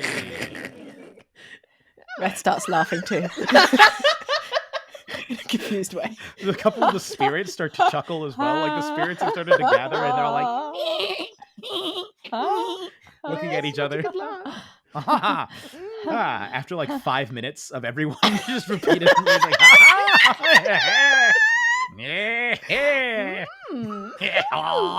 so after like 5 Is that a minutes, donkey? I know not what a donkey is. Okay. He finally says, I happen to be very close with spirits, and shouldst thou require, I'm sure I could persuade some to spend the night and bless thee with dreamless sleep. Juji lunges forward and grabs Nzito by the lapel, and it's just like, put me to sleep right now, please put me to sleep. You see, Just you can knock me hear out. his knees knocking as like you grabbing him like this. He's like, this is deeply triggering on many levels that I do not feel I think comfortable Reth is discussing." going to step in. I Okay, think. whoop. Oh, I sorry. think slightly without entirely sort of planning it. There's just this automatic, like, nope. Okay, Like almost as hello? if they were going to start a fight, you know? And like you have this automatic, like, no, right, break it up. I'm sorry. What? Sorry. Sorry. Personal space No, is important. no. That is on It is me. okay. It is. I'm sorry. You could not have known. Takes his staff and says, "Right, slumber, sleepless, dreamless. Oh, okay, hold still," and just conks you on the I head. will just. Okay, I'm really. She just crumbles to the floor. Oh no! But you see that like as she's collapsed, she has like a smile on her face, like. Spirits She loves immediately begin like the spirits immediately became like hoisting you up into a leaning position and like pin your clothes to the side of the tree, so you're just leaning against the Still side of the leaning. They know what she Asleep. likes. Yeah. That's it. Reth, is there anything that you wish to talk about with Nzito in the rest of the night? I think Reth just immediately in the aftermath of this is just going to go and kneel down, like in front of Juji, and just sort of like gaze up at her leaning, sleeping form, and just say, "I have so many questions." She's asleep. I don't think she can answer them right now. I know. I guess I'll have to wait. It's another person in Zito. You're great, but like another person. There's just like a silent nod for a moment, and he's like, "Yep, right, good. So This exciting. means that perhaps thou hast gained more of an inroad to civilization, and thou willst be leaving, maybe." Oh, Leaving. I thought we were going to. I thought we were going to find the Swala, the people. I thought we were going together. Where are we leaving? I'm not leaving. Where can we? perhaps we should discuss it on the morrow. I simply thought that perhaps since thou hast found another human, another outsider, thou couldst accompany this individual, perhaps to other outsiders. I do not wish to know what kind of dream they are having. I guess it's no dream at all. You My promised her no dreams. That's a dreamless sleep. My goodness. He turns back to you and says, "Yes, it is not my wish for thee to leave, but well, thou belongest with others who have populated the rest of Wagadu. My place is here in the forest, and it is my home, and I am content with it, but it is not thine home." I have so many things that I want to go and see and do and find out, and I want to eat a yam. I'm a yam thief, and I don't even know. Well, I suppose I have eaten yam before, but I don't remember. I don't remember what a yam is. I shall contact my yam guy on the morrow. Oh, I forgot about the yam guy. I have a connect. He's got the goods. Yeah. The primo stuff. That sweet. Desirest yam thou a dank yam? But you won't. I just sort of thought you would be there, and you would come too, and help me out and be my teacher and tell me all the fun facts about the animals and the plants and everything. He leans in and he says, "The world out there has not been safe for me and others like me in the past. Though I would love to spend time with thee, my place is in the forest, for it is the only place I can be assured that I will not suffer as I and my people did before. The people... Zito. Yes? I'll make it safe. I'm going to go out there and I'm going to make it safe. Thou wilt go out and find the peoples of the world and cause them to be safe for I and my kin? Yes. I mean, I'll try. I don't exactly know yet what kind of skills being a yam thief comes with. Running. I think I'm good at running. That much is clear. Once I figure out a bit more of who I am, then I shall be able to figure out how to use those skills to make it safe for you and make everything wonderful for you, so that you can go wherever you want and not be afraid of anything, and we can hang out together. He looks at you, his head turns again to the side, and he says, "Thou wouldst, with all of Wagadu spread before thee, and untold possibilities and futures, thou wouldst choose to spend thy time and risk thyself to help me and my kinfolk?" Well, I mean, it's either that or go back to stealing yams. He's like, "Right, I suppose that does make the decision a bit easier. Honestly, it sounded to me like a really big deal, but yes, when you put it that way." "Ah, hell, get over here," and he gives you a big hug, again. More hugs! Quiet hugs, so we don't wake Juji. Quiet hugs.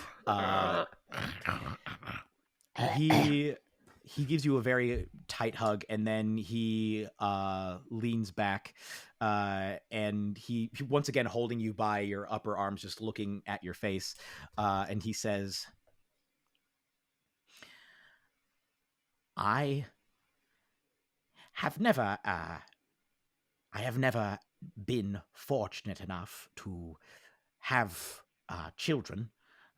Those in Wagadu are not able to give birth for fear of spiritual repercussions, and nor has anyone who has claimed or been revealed to be a child of mine ever fallen. But I like to think that if one had, they would be at least a little bit something like you, dear friend Reth." In Zito. They just sort of glance at Juji's sleeping form and leaning closer. Do you think I'm a good person, whoever I am? He looks thoughtful and says, "In my time here, I have not a way of determining whether a person is, at their core, good or ill. What I do know is that what a person chooses to do defines who they are in this world. Whether thou art good or bad, whether thou art a yam thief or a yam dealer, thine own dealer. It's a very lucrative profession. Just ask my yam guy."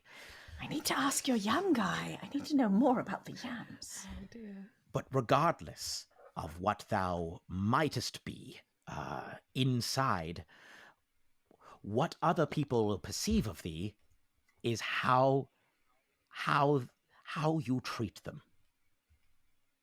Thine actions will define who thou art.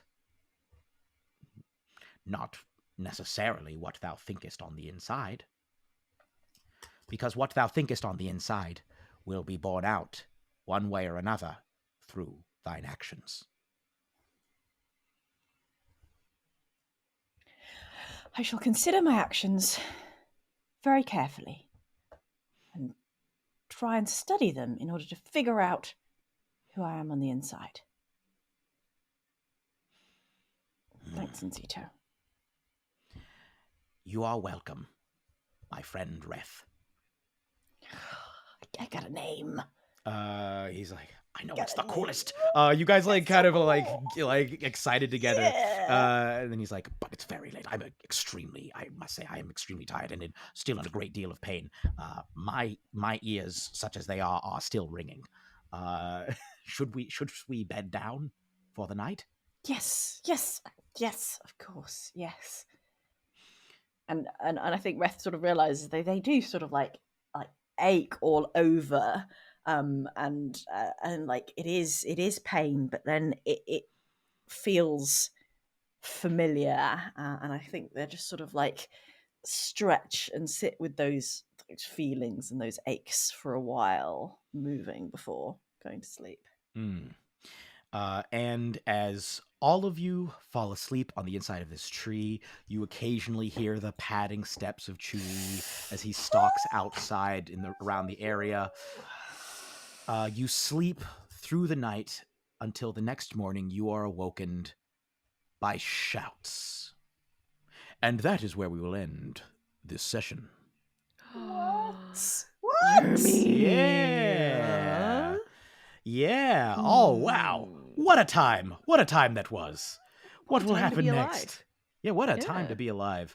Thank you all for tuning in to this first episode. Oh my gosh, first episode! Yes. Good job. And thank you both to our wonderful players. Would you like to, do you have anything to plug, I guess is the better question, because would you like to plug yourself just has weird connotations. Shamini, do you have anything you'd like to plug?